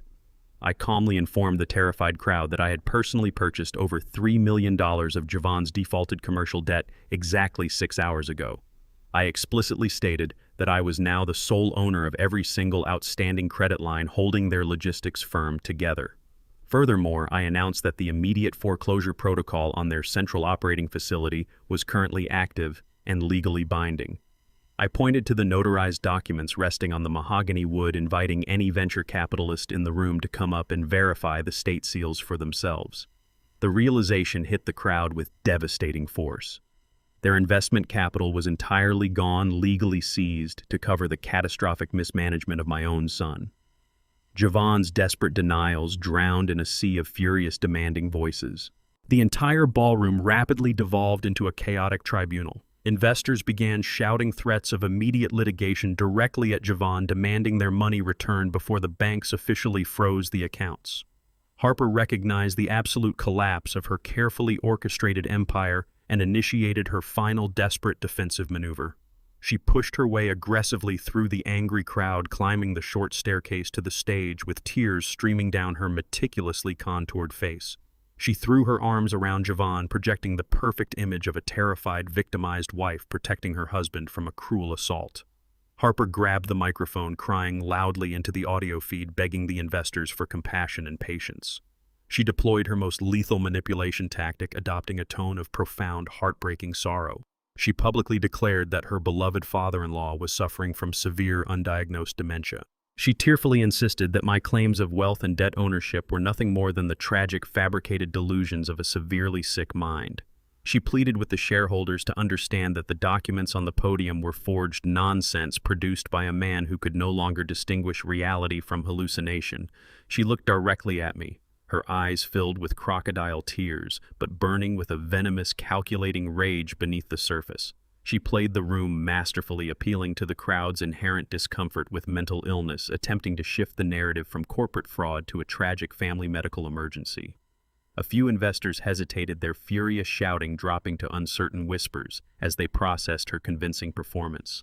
She stood on the stage, weeping into her hands, entirely convinced she had successfully derailed my execution protocol and bought herself enough time to slip out the side door. I did not allow her manufactured tears to breathe for even a single second. I turned directly toward Harper, stepping into the center of the blinding white spotlight. I reached back into my weathered leather briefcase and withdrew the final, most devastating weapon in my arsenal. I pulled out a thick stack of high-resolution printed spreadsheets generated directly from the decrypted USB drive Oliver had secured. I bypassed the microphone entirely and shoved the financial audits directly into Harper's chest, forcing her to instinctively grab the papers. Her fabricated sobs ceased instantly. The color vanished from her face as her eyes darted across the highlighted columns of her own secret offshore ledgers. I leaned into the microphone and systematically dismantled her victim routine. I publicly exposed the exact routing numbers of her hidden accounts, detailing the massive sums of operational capital she had illegally siphoned from the logistics firm over the past 8 months. I explained to the furious crowd that their investment money had not been lost to market volatility, but actively routed directly to a ghost account controlled entirely by Harper's younger brother. A collective gasp echoed through the ballroom as the absolute reality of her massive embezzlement became undeniably clear. I did not stop there. I pulled out the final page and turned directly to my son. I held up the newly drafted forged estate will Harper had secretly commissioned. I read the specific clauses aloud, exposing the brutal truth that the document was intentionally designed to cut Javon entirely out of the inheritance.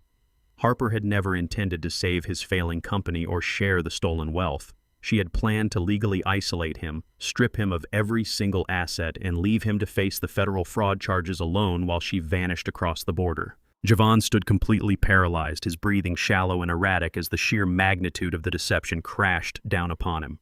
He snatched the offshore ledgers and the forged will from Harper's trembling hands. His eyes frantically scanned the highlighted routing numbers and the legal clauses explicitly designed for his total financial and personal destruction. The realization hit his body like a physical crushing blow. He staggered backward, bumping heavily against the polished mahogany podium. The confident, arrogant logistics titan was instantly reduced to a hollow, broken shell of a man. He looked at the wife he had blindly trusted, seeing the absolute cold-blooded mercenary hiding beneath her designer gown. He then turned his gaze toward me, his eyes wide with a sudden agonizing clarity. He finally understood that he had eagerly conspired to destroy the only person in the world who had ever truly loved and protected him, all for the benefit of a woman actively planning his ruin. The devastating weight of his betrayal suffocated him right there on the stage. The investors surged forward, the room erupting into absolute furious chaos as shareholders screamed for local authorities and locked the front doors to prevent anyone from escaping the ballroom. Amidst the surging, angry crowd, a sudden burst of panicked movement caught my eye. Harper's younger brother, who had been standing quietly near the open bar drinking premium whiskey on my son's dime, realized the elaborate extraction plan had entirely collapsed. He dropped his crystal glass, shattering it against the marble floor, and turned violently toward the service corridor. He aggressively shoved a startled waiter aside and attempted to sprint wildly toward the back exit of the hotel. The pristine silence of the grand ballroom fractured the instant the massive stack of foreclosure notices slapped against the mahogany podium. It started as a low collective murmur, a sharp intake of breath from over 400 venture capitalists, realizing their millions were actively evaporating. Within seconds, the murmur violently escalated into a deafening roar of absolute, unmitigated panic. Elite investors abandoned their vintage champagne and rushed the stage, their faces contorted in sheer financial terror. The carefully constructed facade of the luxury logistics company completely imploded under the blinding glare of the crystal chandeliers. Javon staggered backward, his confident posture collapsing as angry shareholders hurled aggressive threats and demanded immediate restitution. The air grew thick with desperation and the suffocating realization of total ruin. Harper witnessed the immediate disintegration of her empire and instinctively shifted into pure self-preservation mode. She abandoned her husband without a second thought, slipping out of her expensive heels to move faster. She grabbed the heavy fabric of her designer gown and attempted to sprint toward the service exits located behind the main stage. Her escape route was instantly blocked. The furious, panicked crowd surged forward, physically cutting off all access to the rear corridors. She was trapped in the center of the glittering ballroom, surrounded entirely by the very people she had just attempted to systematically defraud. The investors formed an impenetrable human wall, their angry shouts echoing off the vaulted ceiling as they demanded answers she could no longer provide. The elaborate multi-million-dollar masquerade was officially dead. Javon crumpled. The sheer crushing weight of his absolute failure shattered the last remnants of his arrogance. He dropped heavily to his knees right in the center of the illuminated stage, oblivious to the screaming crowd surrounding him. The polished, untouchable corporate titan vanished instantly, replaced by a terrified, desperate child. He reached out with trembling hands and frantically clutched the fabric of my tailored charcoal suit. Tears streamed freely down his face, ruining his expensive cologne with the stench of sheer panic. He sobbed uncontrollably, his voice cracking as he begged for forgiveness. He pleaded with me to deploy the vast resources I had just exposed, begging me to utilize my hidden wealth to somehow absorb the massive corporate debt and bail out his sinking logistics firm. He desperately insisted that we could fix the catastrophe together, promising to change his behavior to respect me and to finally be the son I always wanted. He was attempting to execute the exact same manipulation tactic he had utilized for the past 3 years, relying on the fundamental assumption that a father's unconditional love would ultimately override any logical boundary. He genuinely believed that if he cried hard enough and apologized loudly enough, I would simply open my checkbook and erase the consequences of his betrayal. He clung to my jacket, weeping into the heavy wool, completely blind to the fact that his actions had already permanently severed the foundational bond he was desperately trying to exploit. His pleas echoed into the microphone, broadcasting his total humiliation to the furious investors pressing against the edge of the stage. I did not reach down to comfort him. I did not offer a reassuring hand or a sympathetic word. I stood perfectly still for a long, agonizing moment, letting the reality of his position fully materialize. Then, with deliberate, calculated precision, I took a single firm step backward. The physical movement broke his desperate grip, his hands slipping off the heavy wool of my suit jacket. Javon stared up at me, his tear-streaked face registering the absolute coldness of my posture. The last shred of his hope evaporated instantly. I looked down at the man I had raised, feeling a profound, heavy sorrow entirely separate from anger. I did not raise my voice, but I leaned slightly toward the microphone so every word resonated clearly over the chaotic roar of the ballroom.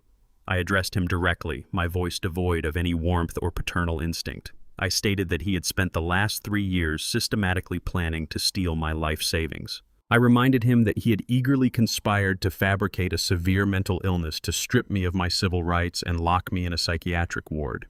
He had actively chosen greed over loyalty, manipulation over honesty. He had wanted my wealth, but he had explicitly demonstrated that he did not want a father. I looked him dead in the eyes and delivered the final, inescapable truth. I told him that tonight he would leave the hotel with neither. The absolute finality of the statement hit him with the force of a physical blow. I turned my back on his kneeling form, entirely severing our connection, and looked toward the back of the ballroom. I caught Oliver's eye and gave him a single sharp nod, signaling the final phase of the execution. Oliver did not hesitate. He raised his secure mobile phone and immediately flashed a predetermined signal toward the dark shadows of the main entryway. The heavy oak double doors of the grand ballroom violently swung open, crashing loudly against the walls. 24 uniformed county police officers and federal agents flooded into the opulent room, their presence instantly silencing the panicked shouting of the investors. The tactical unit moved with swift, coordinated precision, cutting directly through the stunned crowd. A specialized squad intercepted Harper just as she desperately attempted to breach the front coat check. She thrashed and screamed, her designer gown tearing as federal agents firmly secured heavy metal handcuffs around her wrists. The lead agent loudly read her rights, officially placing her under arrest for massive corporate embezzlement, international wire fraud, and severe conspiracy. Her frantic, venomous protests echoed through the lobby as she was forcefully escorted out of the building and pushed into the back of a waiting federal cruiser. The remaining officers secured the ballroom exits, beginning the process of taking statements from the furious shareholders regarding the fraudulent investments. I stepped smoothly off the main stage, leaving the chaos behind me. I walked past the officers and the bewildered investors, moving steadily toward the exit. I did not look back.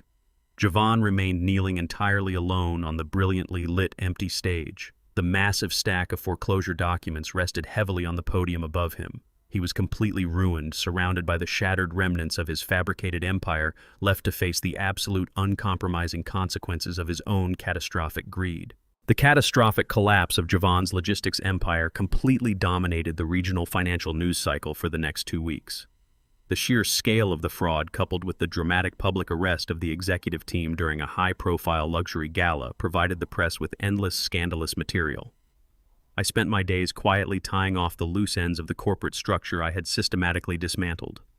I instructed Oliver to initiate a controlled, methodical liquidation of Javon's frozen assets to satisfy the legitimate creditors who were completely unaware of Harper's embezzlement. I possessed no desire to destroy the livelihoods of the innocent employees or the honest vendors who had supplied the company.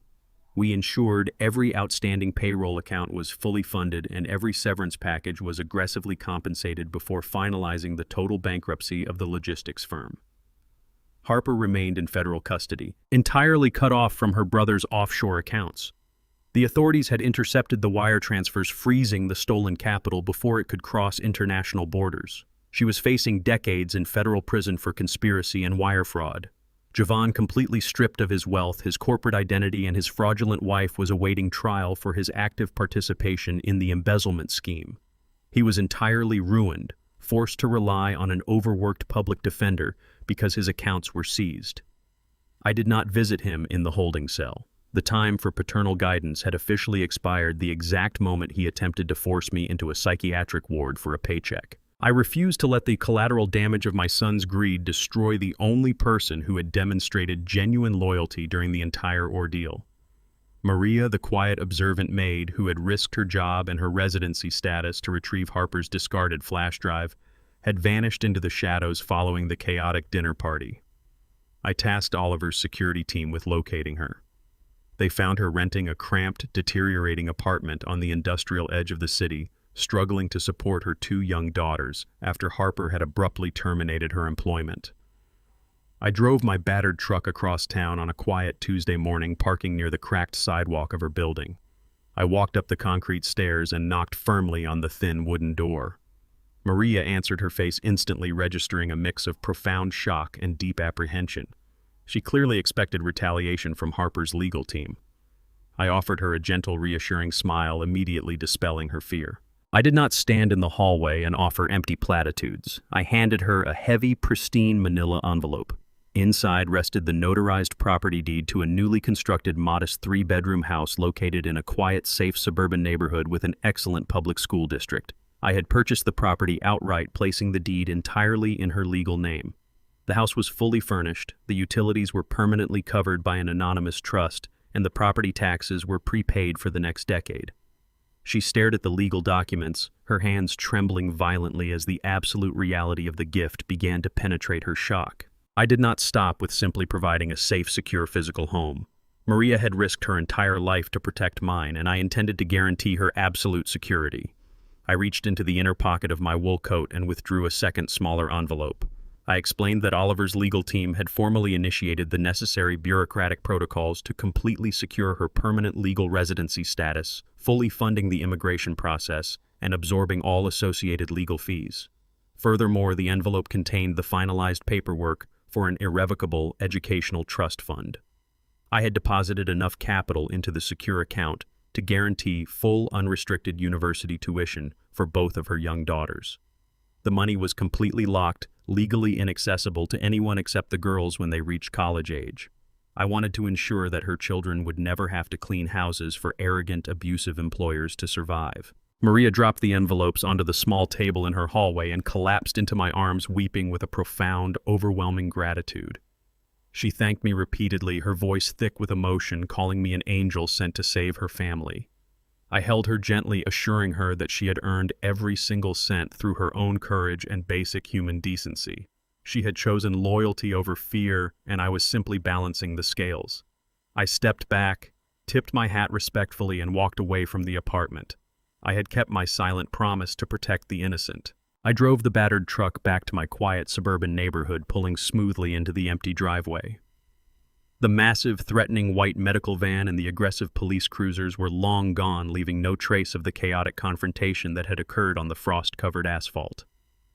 I unlocked the front door and stepped into the familiar, comforting silence of my modest home. I walked into the kitchen, the worn linoleum floor creaking slightly under my boots. I methodically measured out the grounds and brewed a simple cup of black coffee. The rich, dark aroma filled the small room, grounding me in the absolute reality of my current existence. I poured the hot liquid into a heavy ceramic mug and walked out onto the wooden planks of my front porch. I sat down in the old rocking chair as the first light of the morning sun began to breach the horizon, casting a warm, golden glow across the quiet street. I took a slow sip of the bitter coffee, reflecting on the brutal, necessary actions I had executed over the past month. I did not destroy my son out of malice or spite. I had delivered a devastating, uncompromising lesson in reality to a man who believed he could trade his soul for corporate prestige. The toxic, parasitic branch of my family tree was permanently pruned. I had utilized my hidden wealth not as a shield, but as a scalpel, excising the rot before it could consume me entirely. The painful, silent adjustment was finally complete. The chaos was gone. Order in its most absolute and uncompromising form was permanently restored. True power does not announce itself with aggressive shouting or superficial displays of wealth.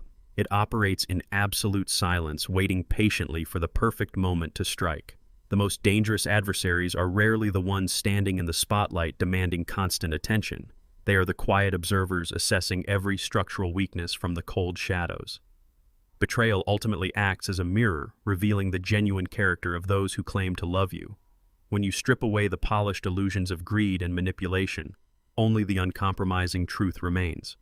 Real loyalty is proven through exceptionally courageous actions, never through empty promises. Subscribe for more stories of justice, consequence, and absolute redemption. Leave a comment below sharing your thoughts on Donnel's ultimate strategy.